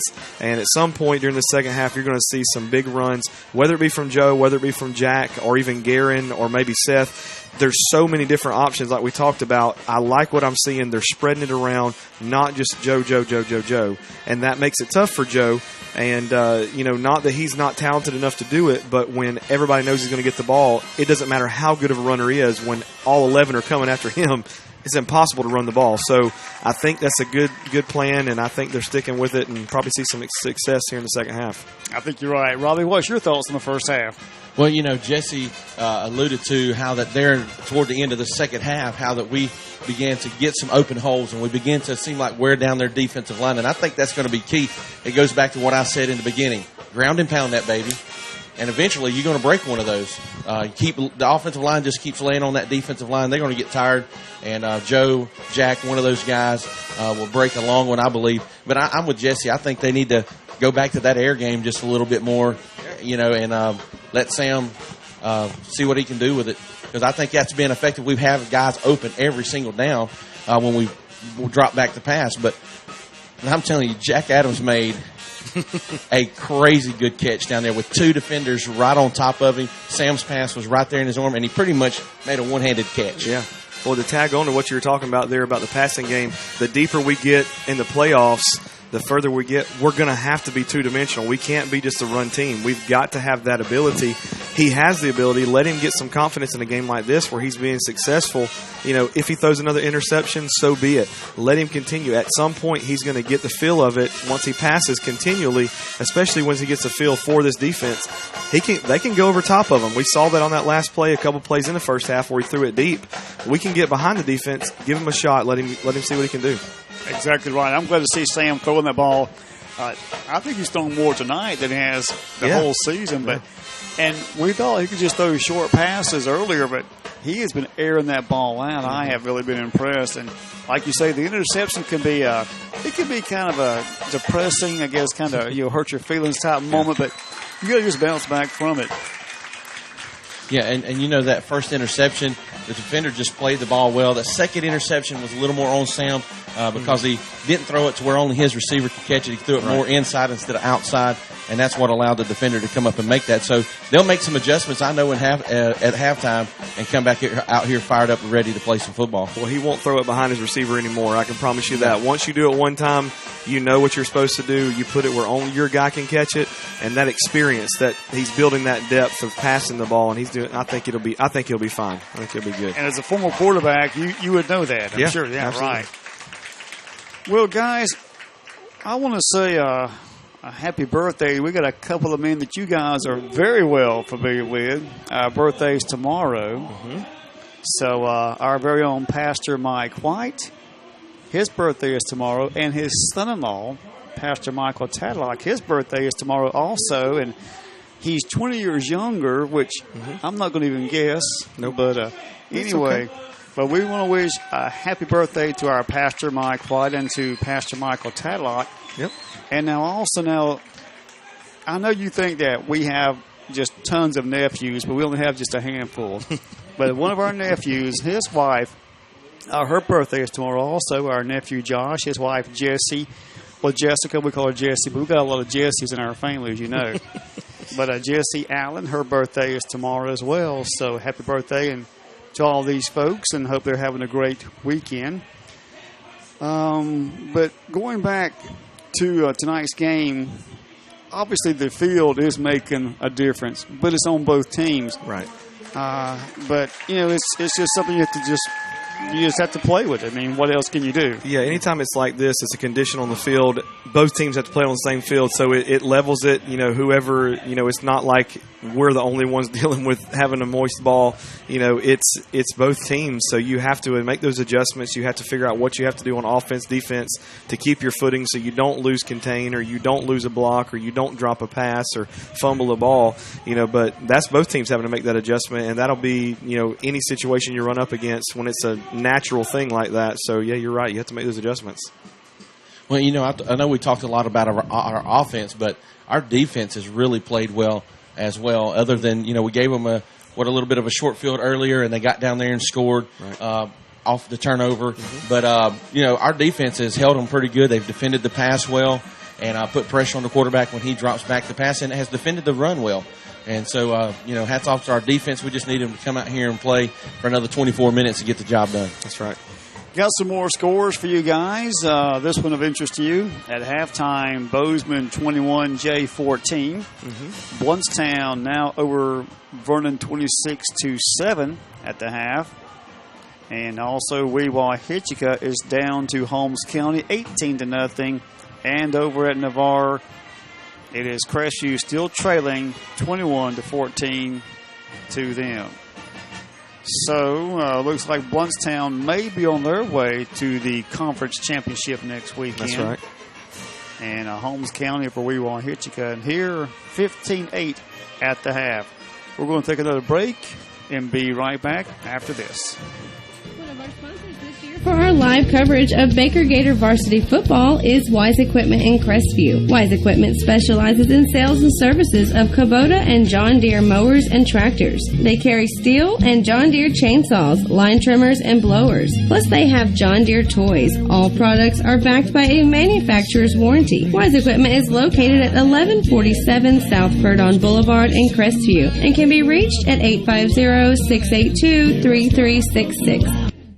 Staff here at WTJT would like to say thank you to Health Smart Pharmacy and Melody Thompson for their support of WTJT and this year's live coverage of Baker Gator varsity football. Health Smart Pharmacy offers a wide range of products and services. Not only can they meet your pharmaceutical needs, they also have products such as Simple Southern t-shirts, You Might Be, gift cards, and mugs. They also have Sorelli and other fashion jewelry. They have collegiate items as well as country western gifts for your favorite cowboy or cowgirl. And of course, they have t-shirts for our local Baker Gators. Health Smart Pharmacy is located on the left just through the light in downtown Baker and can be reached by phone at 850-537-6266. Thanks again to Health Smart Pharmacy for your support of WTJT and our local football team.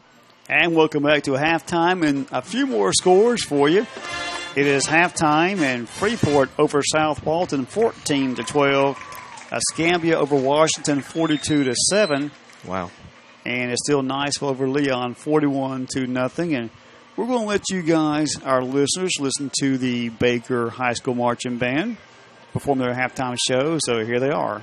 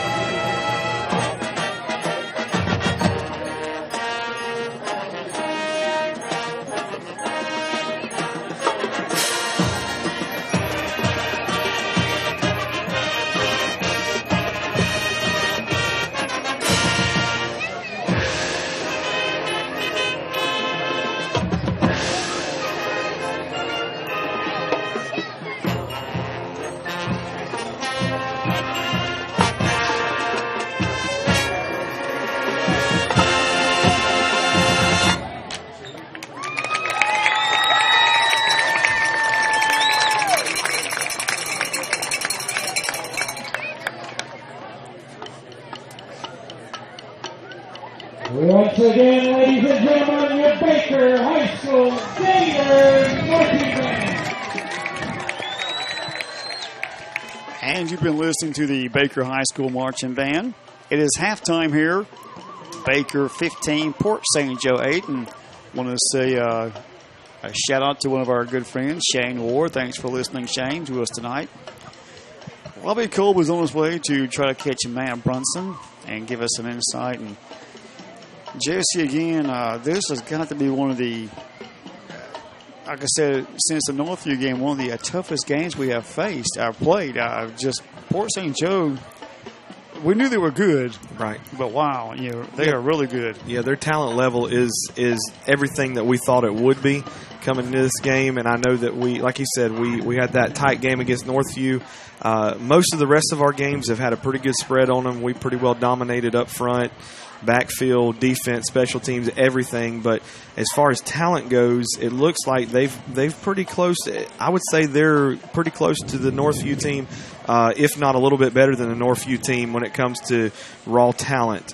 But yeah, we've had a pretty good match here for us tonight against Port St. Joe. But again, our guys aren't giving up. Without a doubt, they're showing up, throwing it down, playing as hard as they can, doing a great job out there. Well, we are just about set for the second half between Baker and Port St. Joe. And the other game of interest, the last score we had was Blountstown over Vernon, 26-7, I believe it was. 26-7. So Blountstown, they're always tough. Of course, so is Vernon. But and I guess this is what they were looking for when they had this arrangement, was this type of atmosphere where you got four of the best teams at this level playing each other tonight. It's hard to believe that Port St. Joe is 4-4 from what I've seen tonight. Yeah, I mean, just to see their level of talent. I mean, they've played some good teams. They've been in some pretty good matchups this year. But some of those losses could have been earlier in the year as well. Maybe when they were trying to get their cohesion together, get everybody gelling, as far as players and coaches together. So right now it looks like they're doing a good job. Everybody's been playing well together. So I'm excited about to see what this second half's going to bring. Indeed, it is to me, it's very reminiscent of the Northview game where it really came down to those last 7 seconds against Northview, as you remember. Right. And this could be that type of game. And, of course, we mentioned, Port St. Joe, like Baker, they've got 5 state championships since 1941. The most recent, I believe, was 2015, I think it was. And that winning tradition. And they just, a good following from Port St. Joe, and they have met in the Matt Brunson era 5 times, and Matt has the upper hand. He's been the victor 4 of those times. Right. And the one time we did lose was a state semifinal game back in 2015, a 42-13 loss to Port St. Joe back then. But last year, the last time they played before the night, also a state semifinal game, Baker wins 48-27. And we're going to take a short break, waiting on Robbie to get up with Coach Brunson. Be right back in just a minute. WTJT is honored to recognize the support of Adams Sanitation to this ministry. Adams is locally owned and operated and has been for more than 35 years. They offer twice weekly pickup featuring automated trucks. No bagging of trash required. Adams also offers complimentary pickup of small bulk items, appliances, bagged yard waste, plus complimentary service to any church within their service area. They have 65 or 96-gallon rolling cans and pricing plans specifically for the senior 65 and older. The phone number to Adams Sanitation is 537-3282. The website is adamsanitation.com.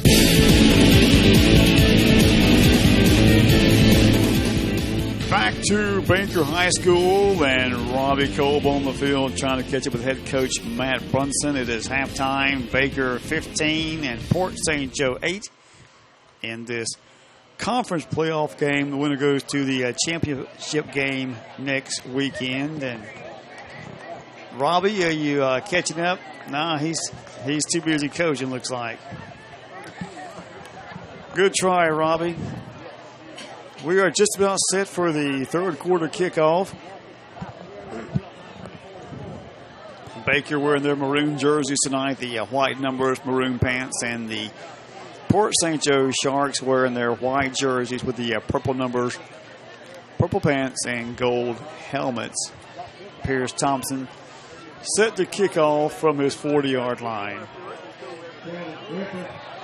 And Jesse, looking at the crowd tonight, really a good crowd on both sides for this game. There's the kick, and it's taken by Dockery and brought down. Ethan Edge makes the tackle for the Gators. And Port St. Joe starts out 1st and 10 from their 45-yard line.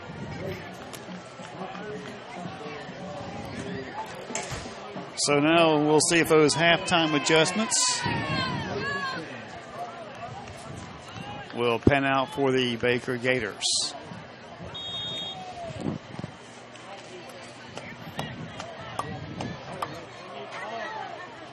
And the Sharks start out in the spread formation. Amison quarterback. There's the snap. Now he's going to hand off to his running back. That is Bubba Ash. He's across the 40, the 30, the 20. He is tripped up. Seth Baxton makes a touchdown-saving tackle. But he is inside the Gator 20-yard line.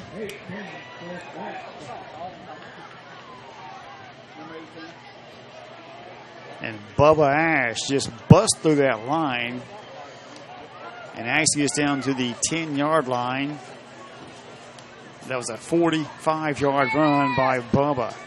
11:37 to go. Go ahead. Yeah, definitely not what you want to happen on the first play from scrimmage the second half, shifting that momentum to the Port St. Joe sideline. See how they handle this comeback right here. Now Amison under his center. Again, Bubba Ash, but he is wrapped up quickly and dropped. Jake Miller, Zane Steele, Joe Brunson, and Brody Sharp gang tackle Bubba Ash at the 10-yard line, so there's no gain, 2nd down and goal. It's kind of like you fooled me once and shame on you, and twice shame on me, but wow, what a great gang tackle there by that defensive front of the Baker Gators. 10:55 to go in this third quarter. Baker up 15-8. 2nd down goal from the 10. And the pitch back goes to number 4. That's Welch. Dropped by Zane Steele at about the 8-yard line. Yeah, good job there. Good stand by the defense to come back and, man, not lose their cool by having that situation where they got that long run on the first play and then come back in that situation and give up some more yardage. They've stood their ground, staying in there. I think they're going to get a good defensive stand right here. 3rd down and goal, ball at the Baker 8. 10:15 third quarter. Quarterback Colin Amison under his center. And pitch back is to 14. The handoff. He's a reverse to Welch. Welch is into the end zone. Touchdown, Port St. Joe. It's a little, I guess, one of the reverse sort of there. That was so many moving parts on there. I'm not sure how to describe that other than it was the best way would be just it was a reverse play, misdirection, if you will, and just kind of caught us off guard, not watching the man coming back around from the blind side. Yeah, handoff to 14, who handed off to Welch, and he's into the end zone. And now Christian Logan on for the extra point. There's the ball. It is down. The kick is up. It is good. We are tied again. 15-15. Baker and Port St. Joe back in just a minute. WTJT and the Baker Gators are proud to recognize Baker Parts in downtown Baker as a sponsor of live coverage of Baker Gator football. Baker Parts has auto parts and hardware for all household needs. Baker Parts is located at 1304 Georgia Avenue in Baker, and their phone number is 537-3131 or 537-4231. Thanks, Danny, and all the staff at Baker Parts for helping to make coverage of Baker Gator football possible on WTJT. 10 minutes to go in the third quarter. We are tied 15-15. And if you wanted an exciting game, I think we may have one tonight for sure.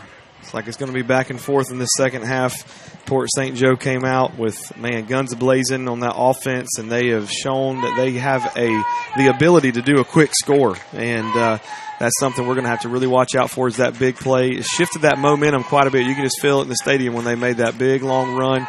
And just see how they handle this coming back on offense right here for the Gators. Well, they go 55 yards in about 5 plays for the score. Christian Logan kicks off, and there's a whistle. Flag.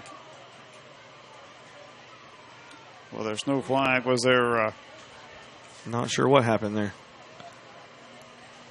I think there's a clock issue, guys. The There clock is now says it's 10:52 left to go. Well, earlier it said 14 minutes, Yes. and I know that was not right. Yeah. So I think that's what they were trying to make sure is they had the clock right. Okay, well, it says 10:52 now, but Subject to change, huh? very subject to change. The play clock has not worked all night long. And now the game. Now, remember Monday night, the scores were not showing up. Right. Just the time, but it says 10:52 third quarter. So now Christian Logan again to kick for Port St. Joe. And it's going to be Zane still at his 30-yard line, and Zane gets out close to the 40-yard line. Short return, but good field position for the Baker Gators. So now, Jesse, the best way to counter that touchdown is go right down there and just do Turn it again. around, yeah. Pound it right back in their face. Go with a couple big plays here, whether it be running, whether it be passing, whatever way they went. And I think right there when they came out at halftime, getting prepared, warming up, looked like they were running a little bit different formation. Might have been an I, so I'm not sure if they're going to come back in that or if they're going to go back to that wing back formation like we're used to seeing for the Gators. 10:47 third quarter. 1st and 10 Baker from their 39. They are in the I formation. In the backfield is Garen Mitchum and Joe Brunson. And it's Joe Brunson off the left side, and Joe's across the 40 to about the 43-yard line before being tackled by Port St. Joe. Tackle made by number 9. That's Max Cargill. There must have been something that the coaches saw in that first half to make these adjustments coming out in this second half, because I don't recall any of our formations in the first half going with the I, but I think this gives us a good shot because you have Garen at fullback, and he brings the beef right there to be able to get those good kick-out blocks and give Joe plenty of protection to get down the field. And then also looks like, Eric McQueen in there at tight end. So bringing in some of our bigger guys to be able to stand in there and create some holes for the offensive line. It's Joe Brunson again, left side, and Joe a burst of speed there, but he stopped at about the 45 after a short gain. Kind of flipped up there by Port St. Joe. And a flag there as well. Looks like an illegal shift against the Gators. I'm not sure where that was, but nonetheless, they're going to back them up a little bit.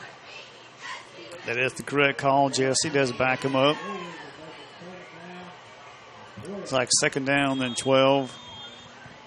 Ball back at the 37-yard line. 9:55 to go third quarter. Port St. Joe goes down, scores in about 1:08. Tied up. Now Sam rolls back, wants to throw. Now he's going to keep the ball. Avoids one tackle, but not a second tackle. He's dropped about the 45-yard line. Going to bring up 3rd down and about 4 yards to go. I know he's trying to get some extra yardage there and trying to be tough, but that's a dangerous situation there for a quarterback doing that spin, and then he's leaving his back completely exposed to the defense at that point. That was very close to being a big hit on our quarterback. 9-10 third quarter, 3rd down and 4 for the Gators from their 45-yard line. Quarterback number 3, Sam Croson, now comes out, looks to the sideline. He's got Jack Adams and Brody Sharp back there along with Joe Brunson. And it's Jack Adams left side. He avoids one tackle. He's across midfield. The 40, the 35, the 30, the 20, the 10. They won't catch Jack.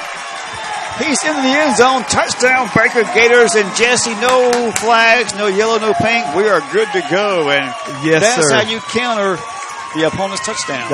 And I'll say this for Jack on that. Great job reading taking what the defense was giving him. He tried to go inside, but there was nothing there. He bounced out to the left side, and once he got on that sideline mark, man, there was no catching Jack on that play. Great job coming back and punching him right in the face again and saying, look, we ain't going to lay down and let you just have this game. He almost got it called. The one defender grabbed his ankle, but Jack does get into the end zone. We're up 21-15, and now the extra point by Pierce Thompson. Very important extra point.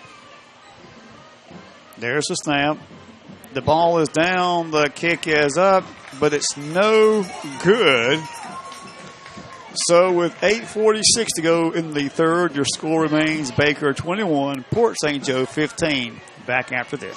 Hi, this is Tony from Baker Feed and Country Store. The Baker Gator football season is back, and we are proud supporters of WTJT's live Baker Gator football program. Baker Feed and Country Store has all your fall food plot, seed, and fertilizer needs, along with corn, rice bran, pellets, and blocks.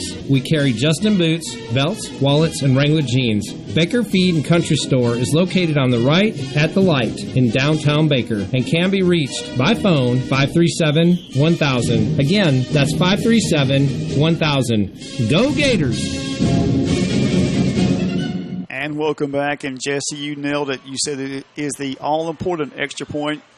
And that one was no good. And it looked good from up here as far as the angle, but I guess it went just wide left or something. Yeah, Sharon said that it looked like one of the players for Port St. Joe may have got a hand on it as well. And looked good to me. Yeah. Well, it looked good to all of us, but, And Pierce keeps it straight away. The ball is fumbled. Now picked up by Port St. Joe. That is number 6, Nick Jefferson. And he is wrapped up inside the 20-yard line. Great tackle by number 50 for the Gators. That is Josh Smith. If it was up to us, Robbie, we would have called it good from up here. Yeah, I'd have called it good here, too. But, yeah, Sharon's right. There was a man rushed in and got his hand. I think he got a hand just at the last moment there. Yeah, even if you get a finger on those field goals like that, it'll mess it completely up because there's a certain way it's got to come out of there, and if it doesn't, man, that wind will catch it. It'll knock it off. 8:38, third quarter. It is 21-15. Baker on top. Port St. Joe, 1st and 10 from their 17-yard line. Amundsen in shotgun. Hands off to Bubba Ash around the right side, and he's brought down. Zane still gets a hand on him along with Jack Adams. Jake Miller also on the tackle. It's about a 5-yard gain, brings up 2nd down 5 from the 22-yard line. Started this second half, they're giving us a pretty steady dose of Bubba Ash in that running game. Looks like he may be he's a pretty stout running back there. Looks like he's got some pretty strong legs and pretty good upper body as well. Maybe pounding it in there, trying to get our defensive line wore out a little bit, but I don't think that's going to happen. And he's fast. He buzzed fast through a while ago on that 45-yard run. That's right. 7:55 to go, third quarter. 2nd down 5 from the Shark 22. Again, Amundsen in shotgun, hands off to Bubba Ash. The right side. He finds a hole, but also finds Jack Adams and Seth Baxa. They force him out of bounds, but he'll have the first down at the 30-yard line.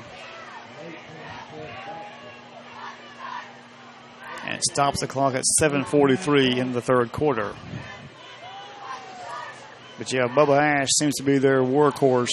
And like you said, he's big, he's stout, and he's fast. He's fast. That's a triple threat. Poses a problem for any defense.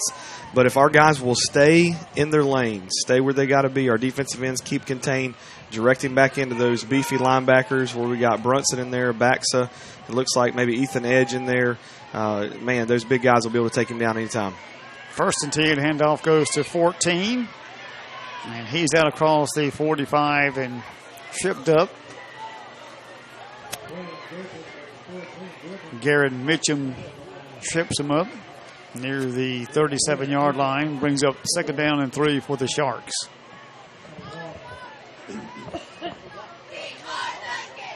$7:19 to go, third quarter. 2nd down and 3 from the Shark 37-yard line. Amundsen this time under his center. And a little razzle-dazzle there. Handoff is the 14. He's across midfield, the 45, the 40, and forced out of bounds inside the 40-yard line by Jack Adams. But it's a first down run for the Sharks. They're in Gator territory. I had a better look at that time. That's the same play that they scored the touchdown on there at the beginning of the game, or beginning of second half mark. It's a toss play. Looks like it's going to be a sweep, but then the other running back comes back underneath the guy that receives the toss, and he tosses it back to him going the other way. So a couple tosses. One thing that they've got to watch out for that will play good for us, that anywhere in that's a lot of exchanging without just literally handing the ball off. You're tossing like that with this wet field, you end up making a mistake. Exactly. We just call it reverse in the old days. Yeah, double reverse almost. Double reverse, exactly. And pitch back goes to Welch. He's across the 20-yard line and then forced out of bounds. Joe Brunson makes the tackle down around the 16-yard line, but another first down run for Welch and Port St. Joe. 6:20 third quarter. And impressed by these quick, fast running backs from Port St. Joe. It is 21-15. Baker on top. First and 10, and now official timeout taken. And we'll take it as well. Be right back in just a moment.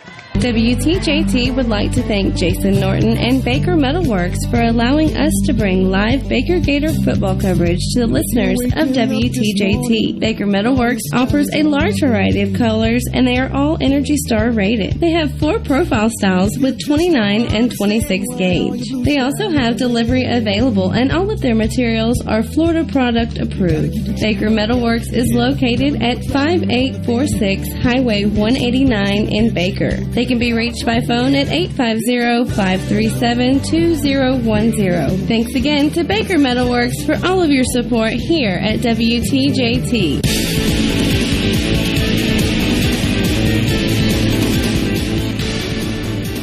6:20 left in the third quarter. Baker on top, 21-15, but the Sharks are threatening. First and 10 at the Gators' 16-yard line. Now back to live action. Quarterback Colin Amison drops back into shotgun formation. He's got one running back beside him. And Amison hands off to number 10. That's Gaynor. And he is wrapped up and dropped. Zane Steele and Seth Banks combined for a stop on Gaynor. He picks up 2 yards. Second down 8 for the Sharks. Ball at the 14-yard line. Clock rolling. 5:55 third quarter. It's like they're able to maintain a pretty good running game here in the second half mark. Maybe they've made some adjustments as well to get their maybe ducks in a row to be able to go up against this Gator defense. Second down 8 from the 14-yard line. Now Amison under his center, and there's a flag comes in as he pitches back to Bubba Ash. And now here's the official call. False start. Untrue start. 5 yards. We'll back him back up to the 19-yard line. You know what's going to happen if we keep saying untrue start? Know what? Someone's going to pick it up on ESPN. That's okay, as long as we get credit, right? Better get a patent. Yes, sir. Trademark that statement, please.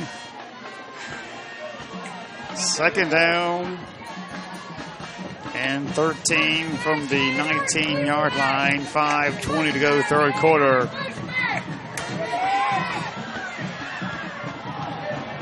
And Welch, number 4, winds up with the ball, and he's tackled by 22. That is Caleb Wagner, but it's a first down. inside the 4 yard line.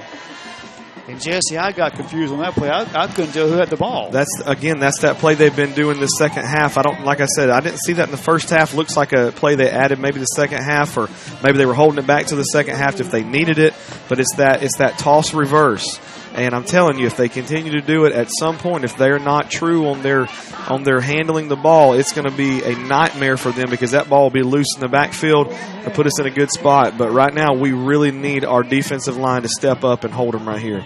It is 1st and goal from the 4 yard line, 4:40 third quarter. Amundsen under center. Hands off to Ash, and Ash is brought down close to the goal line. Looks like Carter Mason may have made the initial hit. They did that play earlier in the game, Mark. That was one of the plays that they scored off of earlier. Our eyes are on the motion from Ash coming from that right side. And because we see him coming from that right side, we don't pay any attention to the fullback, but we've got to have somebody, maybe a middle linebacker, keying on him, because they're just doing that quick dive right there with just a couple yards to go. Yeah, 2nd down and goal. The ball at the 1 yard line. And Amundsen just dives straight ahead. And he is into the end zone. Touchdown, Port St. Joe. We are tied at 21-21. So now, Jesse, to quote you, the all-important extra point. Kicking game is a big deal. Anytime that you have a chance to get an extra point, you want that extra point.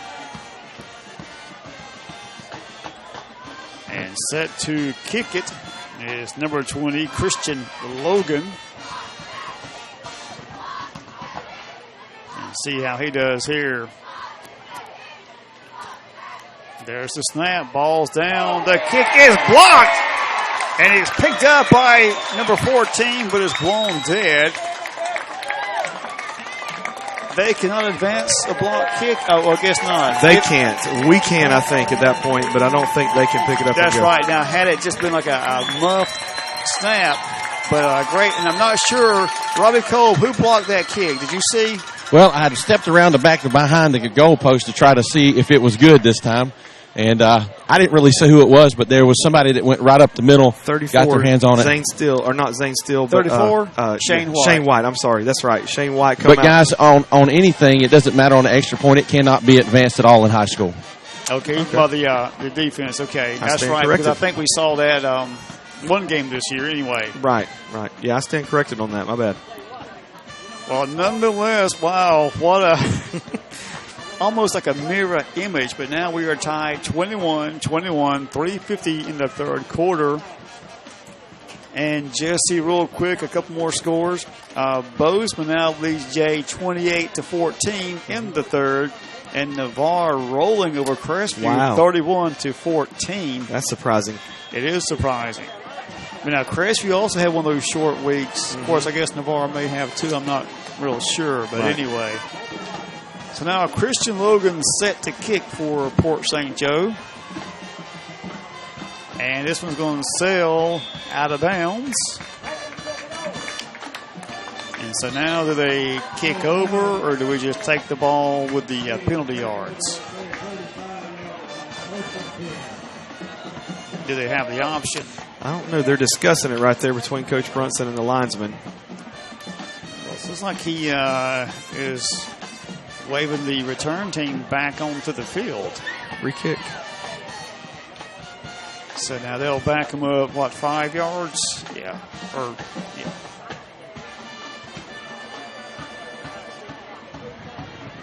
Yeah. Back him up. Instead of the kicking from the 40, I think they'll kick from the 35, looks like. They will. And as far as Baker, now, what is the strategy behind this decision? A chance to return the ball, or? Yeah, you get a chance to return the ball, and they also have to kick it 5 yards deeper, so you're going to catch it 5 yards further toward your end zone. So, and if you get a really good return on it, then, man, you can be in a pretty good spot. Okay, so here we go again. Here's the kick by Christian Logan. And this one sails into the Baker end zone.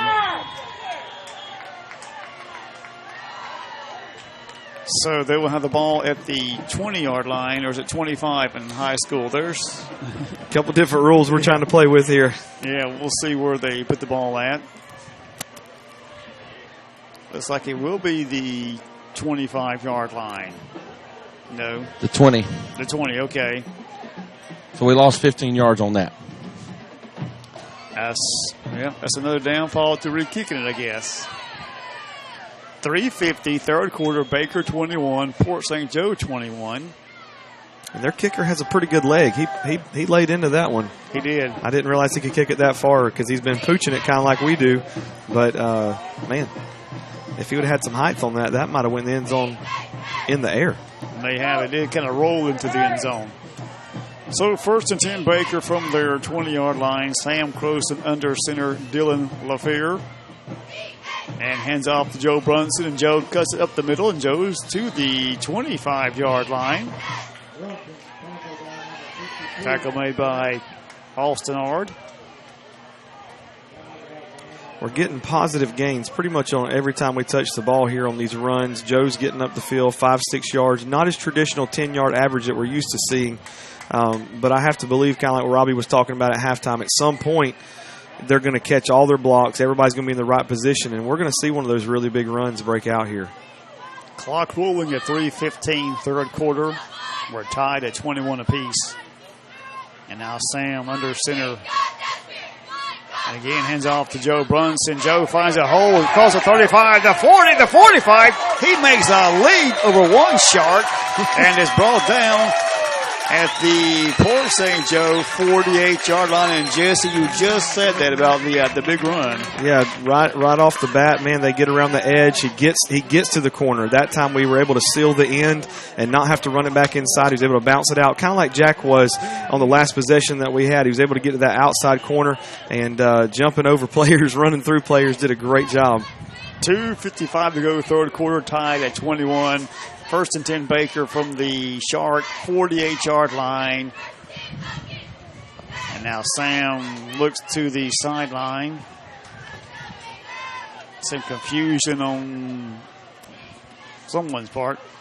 And Sam runs into Jack Adams in the backfield. He's got to run the ball and makes a couple positive yards, and he's across the 50-yard line, but I think there's a couple of flags back. Not in a good spot either. Yeah, but really, and it goes against the Gators. It's like it might have been a holding, if I'm not mistaken there, Mark. But yeah, a lot of confusion. Sam and Jack collide in the backfield, and not sure who was going to get the ball because Joe Brunson was back there as well. And Sam turned it into positive yardage, but now pending this holding call that may nullify that.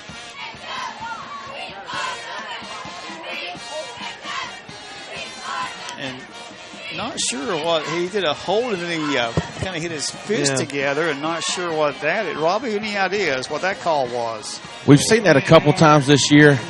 I can't remember what it is, but it is a 15-yard penalty. Wow. And another flag comes in.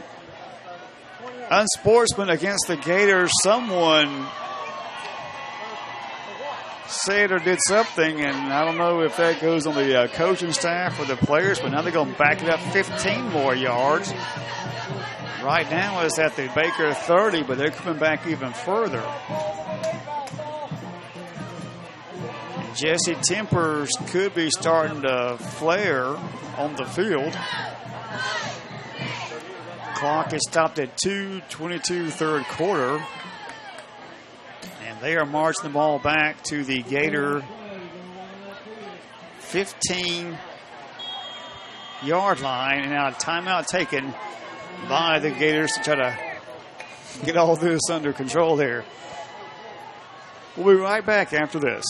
Thank you, Brackney Funeral Service in Crestview, for your support. Brackney Funeral Service is located on Highway 90 East. They are locally owned and operated and provide all the traditional funeral services, including burials and cremations. And the telephone number is 683-9898. 683-9898. Terry Brackney is the funeral director. Again, thanks, Terry and Brackney Funeral Service for giving to WTJT.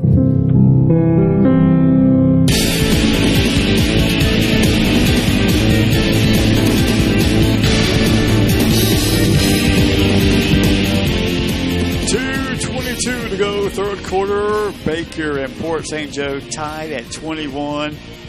And after back-to-back penalties on the Gators, they have to get to the Port St. Joe 38. And they are back at their 15-yard line. Still first down if that's the good news. So if there is a silver lining to this humongous cloud, they've got to get 47 yards. Yeah. That's to get a first down, right? Yep. First down, yeah. At least it's first down. Touche. And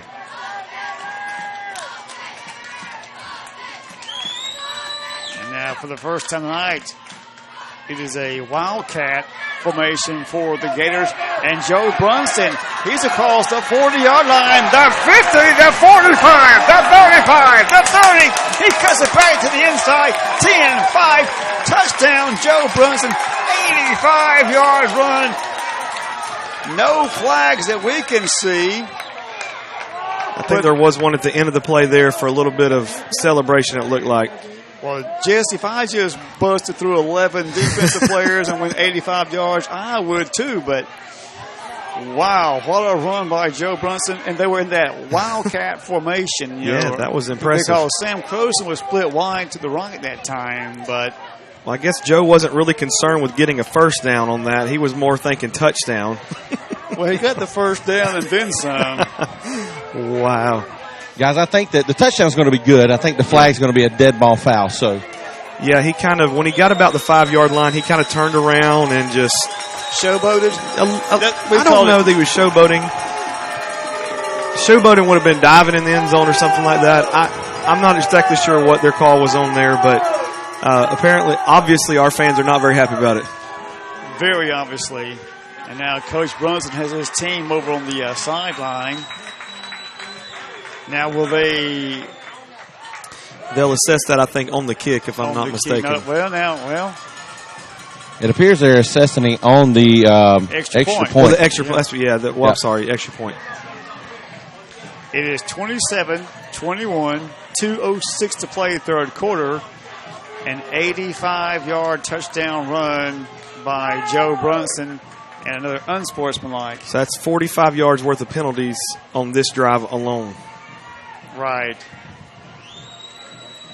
And, Jesse, really at some point, I mean, we may joke about it, but we've got to get this stuff. I know sometimes, it's an emotional game, but you have got to control those emotions because it's costing us. So now we're having to go for the 2-point try here. And Sam Croson is under his center. And rolls back, wants to pass. He's looking for Jack Adams. He finds Jack. And Jack makes the grab, but he goes out of bounds. So the 2-point try is no good. Nonetheless, Baker takes the lead, 27-21. Back in a moment. WTJT would like to send a special thanks to CCSI of Crestview, Florida. As businesses like you do all your support that makes this live coverage of the Baker Gators Friday Night Football possible.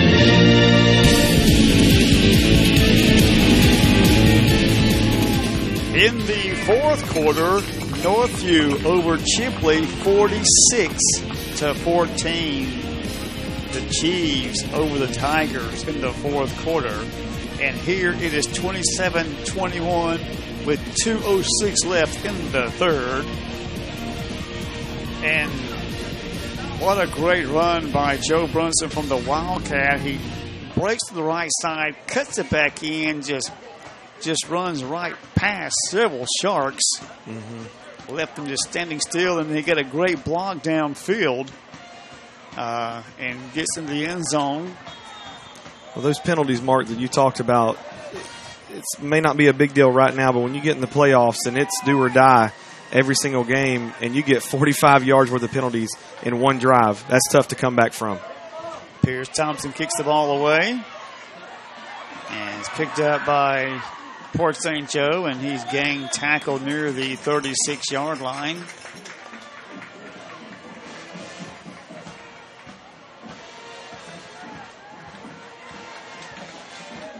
So a nice return puts Port St. Joe into good field position.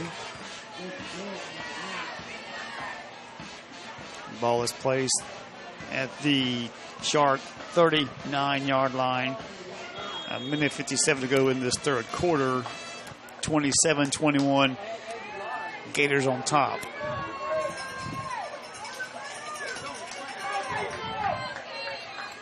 And Niceville has beaten Leon 48-0. That is a final. Pitch back to 14 around the right side, and he's tackled. Like Zane, or I can't see what it is. Jack Adams, maybe on that one. Zane Still and Bodie Cole. Thank you, Robbie. A little tough to see from up here sometimes, but it's an 8-yard run. Brings up 2nd down and 2 for the Sharks. A minute 30 left in this third quarter. 2nd down and 2 from their 47-yard line. And the Sharks taking a long time in that huddle. Now quarterback Amoson comes up under his center.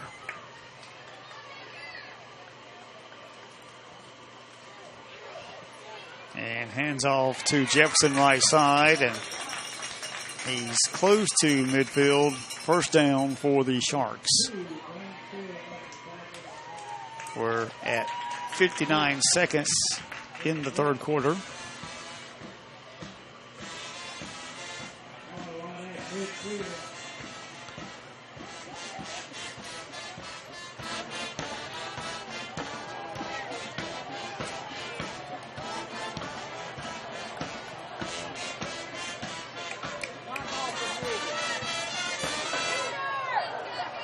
And Amoson hands off to Welch, and Welch is dropped by Joe Brunson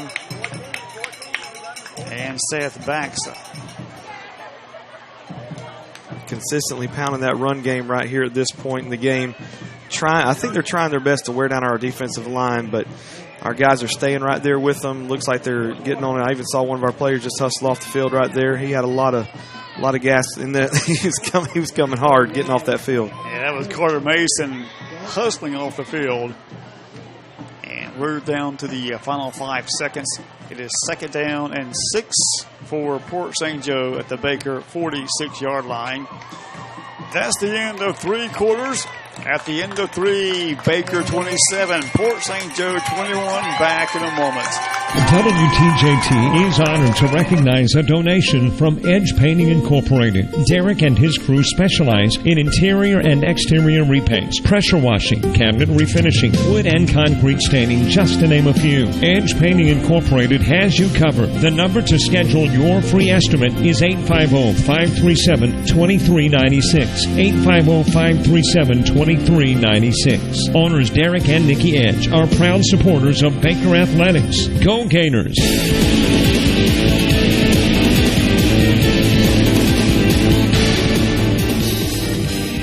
We are set for the 4th and final quarter of this tight game between Baker and Port St. Joe. Winner tonight faces the Bluntstown Vernon winner, most likely Bluntstown. They were in the lead last time we checked.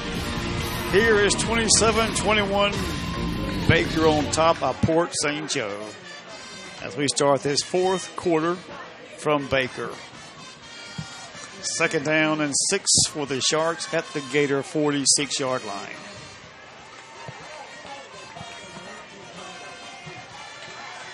And so Jesse, Baker kind of in uncharted waters here as far as being in a tight game or a game this tight, not since the Northview game way back in September. Right. And Amoson pitches back to Jefferson, and he is hit, brought down quickly. Jake Miller, Jack Adams, Joshua Gamble on the tackle. Ethan Edge.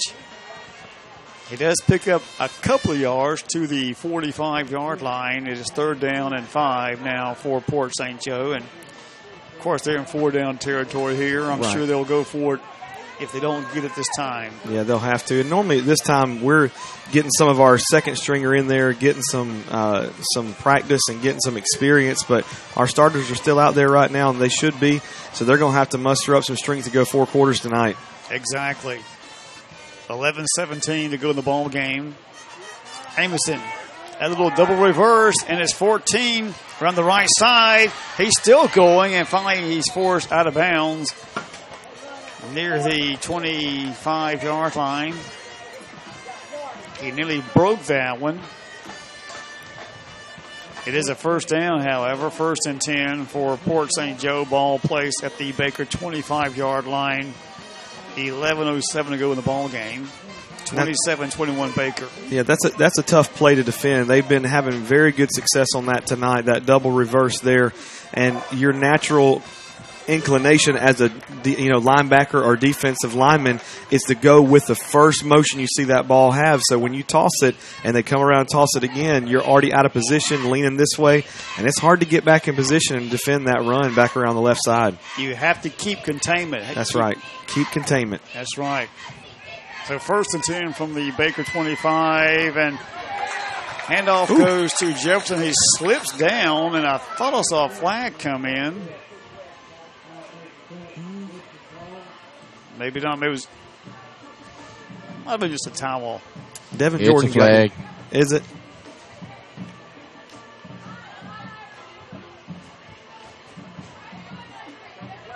Waiting to see the official call.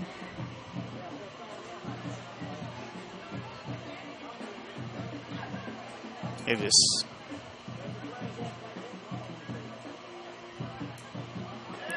A chalk block against Port St. Joe. So finally, a penalty against the other team.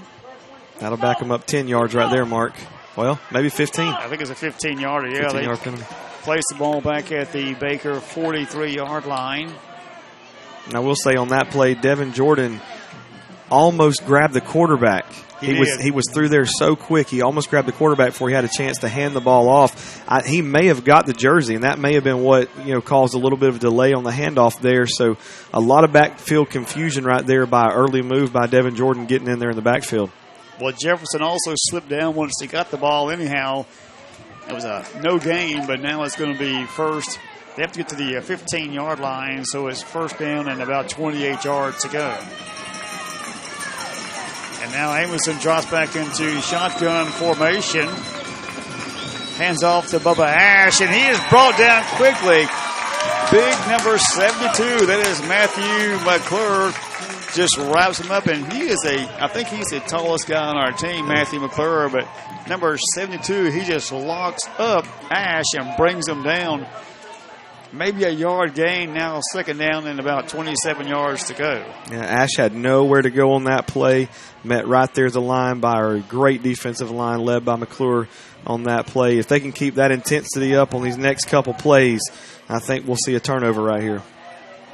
9:55 left in this ball game. 27-21, Baker in the lead. Shotgun formation. Amison back to pass. Gets the ball off, is called by 14, and he is waylaid by Bodie. Cole put a tattoo on him. Yes, I think sir. they're tired of seeing 14 make these big runs. Yeah, that was a great open field tackle by Bodie right there. That's a tough position to be in. Seeing the ball go to the outside like that, it's an easy thing to overrun the play, especially if the guy has a chance to cut back. But Bodie stayed with his man, put his helmet right in his chest, and put him on the ground. It's halftime in Navarre, and the Raiders on top of Crestview, 45-14 My at goodness. the half. Yeah. It's a short game, 3rd down, and 22 from the 37-yard line. Clock rolling. We're at 8:55 in the ball game. Again, shotgun formation. Amison back to pass, going deep downfield, and just off the fingertips of his intended receiver, number 14, and Bodie Kolb there. Great coverage, great defense. And now 4th down and 22 from the 37-yard line. But if he'd have caught that ball, it would have been like over his head. Literally had to bend his head back to see it. I know it was incompletion, but I'll just give credit to the quarterback. Rather, he put it where only his guy could catch the ball. That was a beautiful throw. Really couldn't have been a better throw than that in that situation. But Bodie was right there with him with a great defense, sticking with it.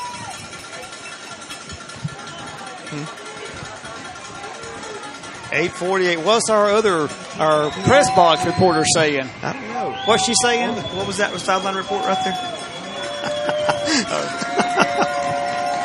4th down, 22. And some confusion on the Shark side. And it's going to be delay a game against Port St. Joe. We'll make it 4th and 27 from the 42-yard line.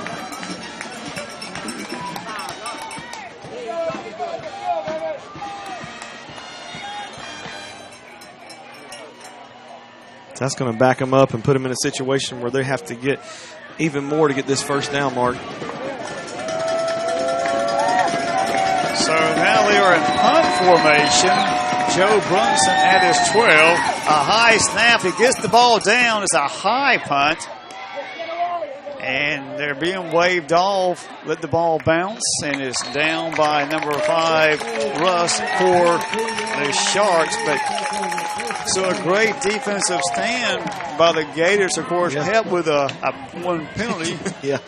But nonetheless, it is 1st and 10 Baker. Yeah, in that situation, I think they'll take any kind of help they can get, and that kind of brings it back. We had the drive before. We had the 45 yards worth of penalties, and on that drive, they got a couple penalties to offset that.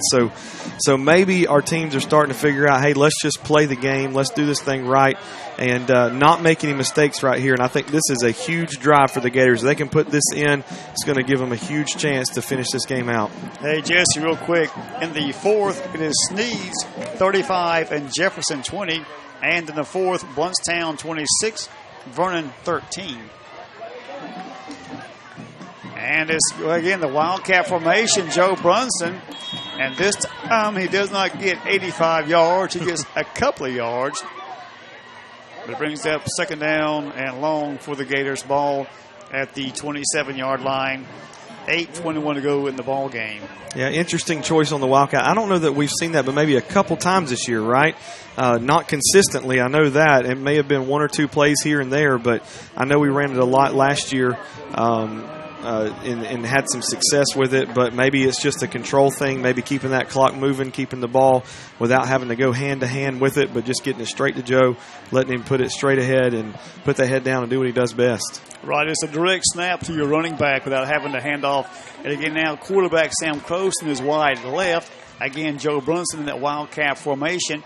And it's a fumble. He picks the ball up, and he's across the line of scrimmage, and I dropped it to a short game, but boy, that could have been disastrous. Jesse drops the ball, but does make a few positive yards out of that. And you want to think maybe at this point, all right, are we going to continue to run the same thing if we've ran it 2 plays already this drive? It's not being successful. It was a surprise attack last drive, and, obviously it yielded us a touchdown, 85-yard touchdown, but, hey, maybe they know it's coming, and you want to just switch it up and go back to what we do best and get that ball downfield. 3rd down and 6 from the Baker 27-yard line. 7 minutes to go in the ball game. 27-21 Baker in the lead. And they do change up. Sam Croson now back under center and hands off to Joe Brunson, and Joe fumbles the ball. Picked up by Port St. Joe at the Baker 35-yard line. A tough break there for the Gators. And Joe Brunson loses the ball. Port St. Joe recovers at the Baker 35-yard line. 6:49 left in the ball game. 27-21 Baker in the lead. So Jesse, we're here. You just got to put that behind you. Yeah. And I know we've not been in this high pressure situation except for one time this year, but this is where the Gators are going to find out what they're made of right here. Under center is Amison, pitches back to Welch, left side. And Welch is brought down about the 30-yard line. 5-yard gain brings up 2nd down 5 for the Sharks.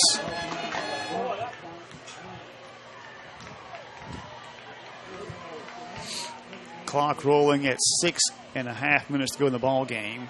And again, it's important right now. I know that they've had some success with that reverse. That's got to be in the coach's head right now, thinking, okay, when are they going to run this reverse? We've got to keep our guys focused, because it's really easy right now to, lose your focus, get excited, let your emotions take over, but you've got to remember where your lane is. Remember where your gap is. Stay there. Don't lose containment, like you said. Otherwise, they're going to break a big play. 2nd down, 5 from the 30. Amison hands off to 14 right side. He's brought down quickly. Dustin Oglesby, Carter Mason on the tackle. Eric McQueen also in there. No gain. 3rd down and 5 from the 30-yard line. Clock rolling. 5-4-1 left in this ball game. Baker leads it by 6. And the Sharks 3rd down and 5 at the 30 of the Gators. Amison under his center. Hands off the rush. He's at double reverse. And 14 is wrapped up in the backfield by Jack Adams. He put a lick. Jack Adams is not fooled by that. Not at all. No, sir. He stayed home, stayed in his gap, and he put a lick on that running back. Great job there by Jack to keep his head on straight instead of giving them a chance to be able to trick him out, throw him out in the end zone. 3-yard loss back to the 33-yard line. Now 4th and about 8 for the Sharks.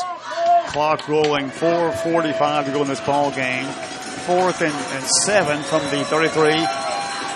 Amison under center, trying to draw the Gators off sides, and looks like there's a flag and some movement. No timeout taken by Port St. Joe.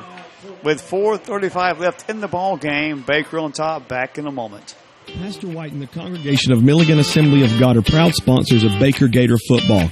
Our services are on Sunday morning starting at 9 a.m. for Sunday school, 10 a.m. for morning worship, and then we come back at 6 p.m. on Sunday evenings for our Sunday night explosion.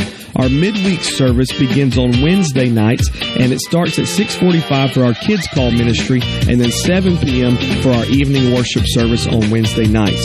You can follow us on Facebook, and you can also connect with us on the web at mag.church. On behalf of Pastor White and the congregation of Milligan Assembly of God, we want to say...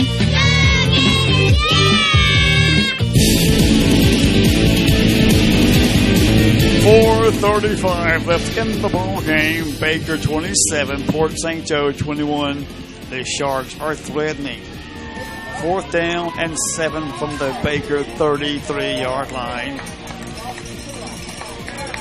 These fans are on their feet, cheering on these Gators.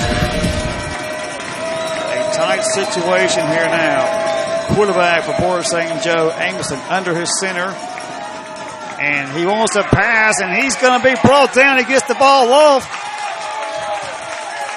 Eric McQueen and Carter Mason meet at the quarterback, and Jesse, he pulled one of your old stunts. He hit his receiver right in the back, of the head.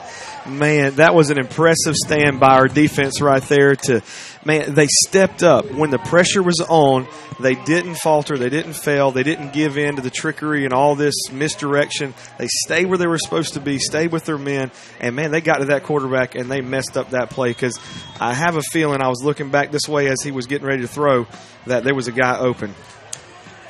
And the most important part, Jesse, is that, they wanted Joe Brunson not to feel guilty or bad about that fumble. I mean, I'm sure he felt bad enough. Robbie Kolb? Yeah, guys, let me just tell you what happened there. They just told Carter Mason, get in there and get us a sack, and he did his job. He did. Carter Mason and Eric McQueen. They got up in there. A shark sandwich. And now another timeout taken. 4:30 left in the ball game. Baker on top, 27-21. Back after this. WTJT would like to say thank you to the Okaloosa County Teachers Federal Credit Union for supporting our coverage of Baker Gator football. Okaloosa County Teachers Federal Credit Union offers a wide variety of financial services with 4 locations, including the Baker branch location at the entrance to Baker School next to the Gator Cafe. They can be reached at 850-537-9815 or on the web at okalusafcu.org. You can be a member of the credit union if you live, work, or worship or attend school in Okaloosa County. For all your financial needs, it's Okaloosa County Teachers Federal Credit Union. Achieving goals together. 4:30 left in the ball game. Baker 27, Port St. Joe 21, and the defensive stand by the Baker Gators. Carter Mason, Eric McQueen making that shark sandwich out of quarterback Colin Amison, and the Gators take over 1st and 10 from their 32-yard line. And Sam Croson is back under his center, Dylan LaFear, and hands off to Eric McQueen, and Eric McQueen busting his way on the left side. He's out to the 45-yard line.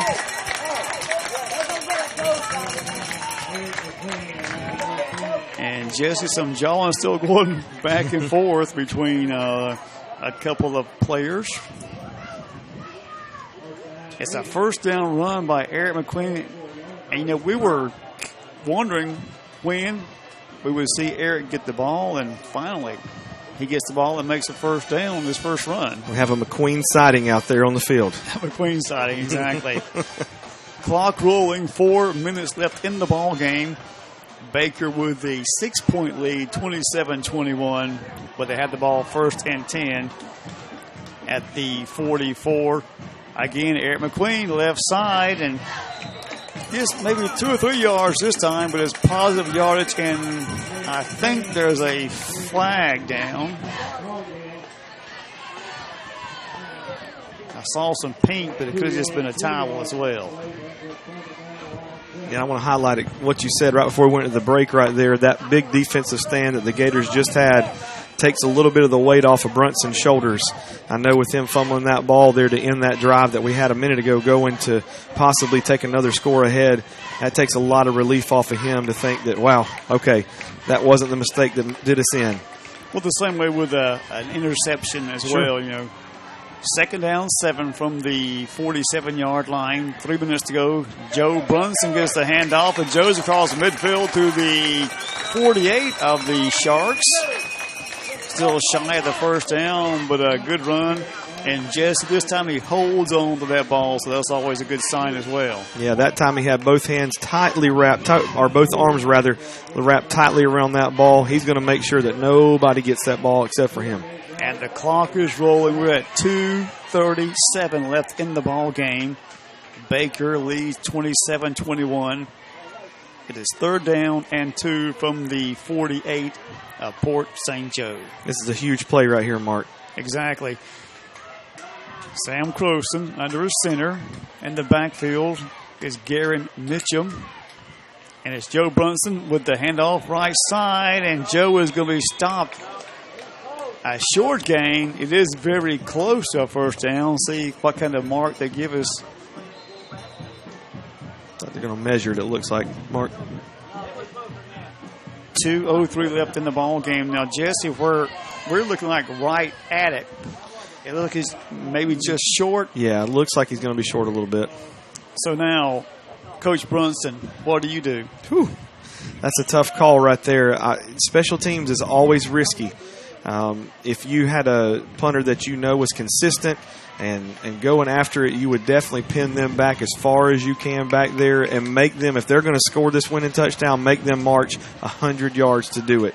But there again, there's a lot riding on this play right here. I don't know.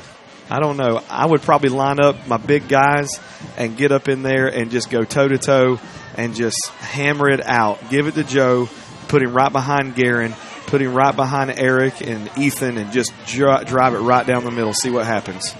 Well, Joe Brunson is the punter, and he's a good punter, but I think here I would go for it, and that's exactly what Coach Brunson is doing. He's got confidence and faith in this offense. It is 4th and about a yard. Ball placed at the Port St. Joe 47. 2 minutes and 3 seconds left in the ball game. All right, here we go. Sam Croson under center. And he hands off to big Eric McQueen, and McQueen's got the first down at the 45-yard line. And That's not exactly what you call, but hey, that's the big man to go to. The big guy was out there. If he can't pound out a couple yards, then we're in trouble. And he showed his strength right there. And even Joe was in on that play as well, leading the blocking scheme on that, getting out ahead. And then, Robbie, what you got, buddy? Yeah, guys, you'll watch them here during that last timeout that we had. They went to the back judge and asked him, hey, because the play clock's not working, when do we know when we're down to 5 seconds left on the clock? He showed them, and so they're going by the back judge to make sure they run off as much clock as possible. And the clock is rolling. 1:44 left in this ball game. But now, Jesse, 1st and 10 Baker at the Port St. Joe 45-yard line. Baker leads it 27-21. And if they can just make one more first down. Yeah, well, maybe they could just burn it out right here. They could. Handoff goes to Joe Brunson, and he just plows his way across the 40-yard line. And Jesse, I keep forgetting this is it's a conference playoff game, but boy, this has the atmosphere of a state playoff game. Yeah, it very much affects our standings when we go to that FHSAA playoffs as well. Every bit of this counts toward those playoffs, and they're doing exactly what Robbie talked about. They're waiting on the back judge to start counting off 5 seconds, and looks like the Gators are going to come out on top on this because I don't think they have any timeouts left on the Port St. Joe sideline to stop the clock. 2nd down and 5, or 6 from the 41-yard line, and the clock is rolling 38 seconds. And Sam Croson just takes a knee, and so the Gators look to advance to next week's conference championship. And what a game between Baker and Port St. Joe, and good sportsmanship there. A couple of our players, Joshua Gamble, just a big old bear hug of one of the Port St. Joe Sharks. But Jesse, hats off to both teams. Yeah. Awesome game to watch, awesome game to call tonight. This one has been a lot of fun, and really, like Northview, come down those last few seconds. That's right. And thank goodness, we come out on top of this one. And Robbie Cole, in the next few minutes, we'll get up with head coach Matt Brunson. But Robbie, your thoughts on this game tonight? Well, guys, you turned the ball over 3 times, and you're able to come out with a victory. I think that speaks highly of our defense and the way that they were able to get out there and stay in it and play tonight.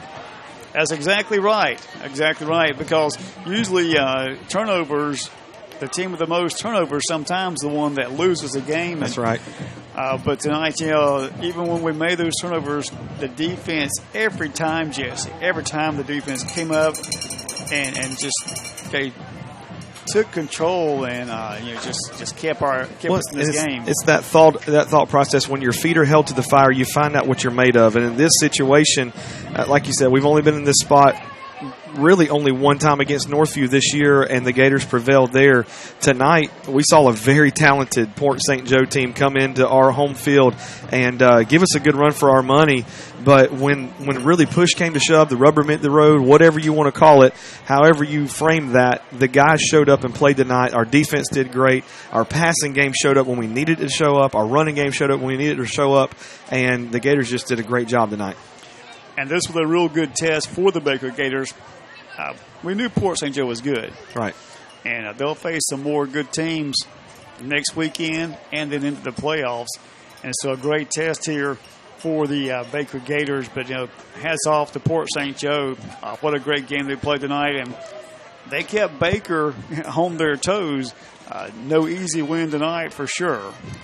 And your final score, once again, Baker 27, Port St. Joe 21. And in just a moment, we'll catch up with Robbie Kolb and head coach Matt Brunson.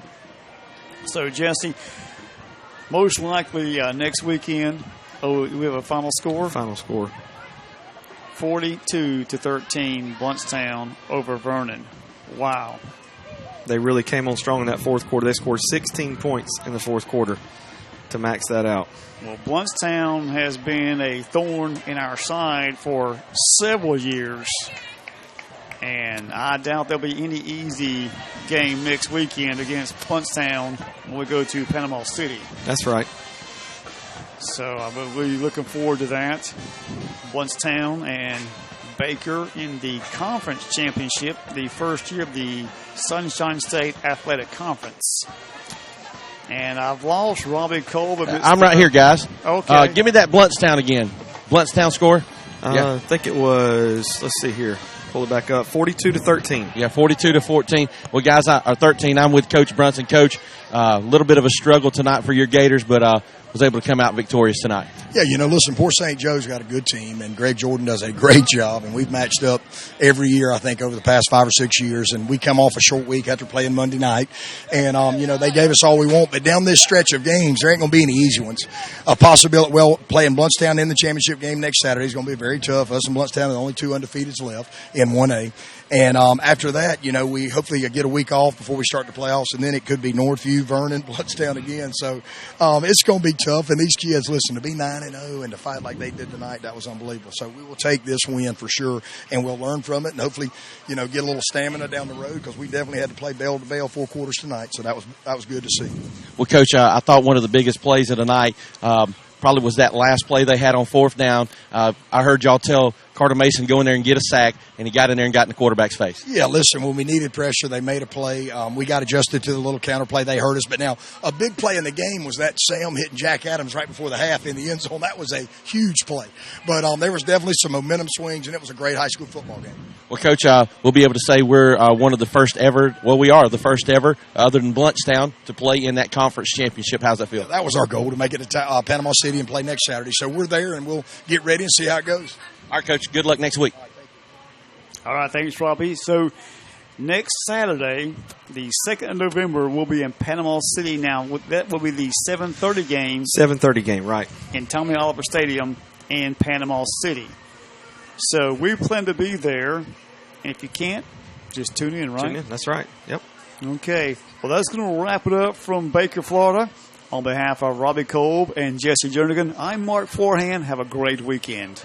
We are proud to acknowledge the support of Whitehurst Powell Funeral Home in Crestview. They are a family-owned and operated funeral home, open 7 days a week, and can handle all funeral needs. Plus, they offer advanced planning. Whitehurst Powell is also home to the Southern Heritage Crematory. They are located at 436 James Lee Boulevard, and the phone number is 850-682-3052. Owner Andy Powell is committed to caring for you in your time of need, and is also proud to help make coverage of Baker Gator football possible. One of our sponsors this year for our live coverage of Baker Gator varsity football is Wise Equipment in Crestview. Wise Equipment specializes in sales and services of Kubota and John Deere mowers and tractors. They carry Steel and John Deere chainsaws, line trimmers, and blowers. Plus, they have John Deere toys. All products are backed by a manufacturer's warranty. Wise Equipment is located at 1147 South Verdon Boulevard in Crestview and can be reached at 850-682-3366. Staff here at WTJT would like to say thank you to Health Smart Pharmacy and Melody Thompson for their support of WTJT and this year's live coverage of Baker Gator varsity football. Health Smart Pharmacy offers a wide range of products and services. Not only can they meet your pharmaceutical needs, they also have products such as Simple Southern t-shirts, You Might Be, gift cards, and mugs. They also have Sorelli and other fashion jewelry. They have collegiate items as well as country western gifts for your favorite cowboy or cowgirl. And of course, they have t-shirts for our local Baker Gators. Health Smart Pharmacy is located on the left just through the light in downtown Baker and can be reached by phone at 850-537-6266. Thanks again to Health Smart Pharmacy for your support of WTJT and our local football team.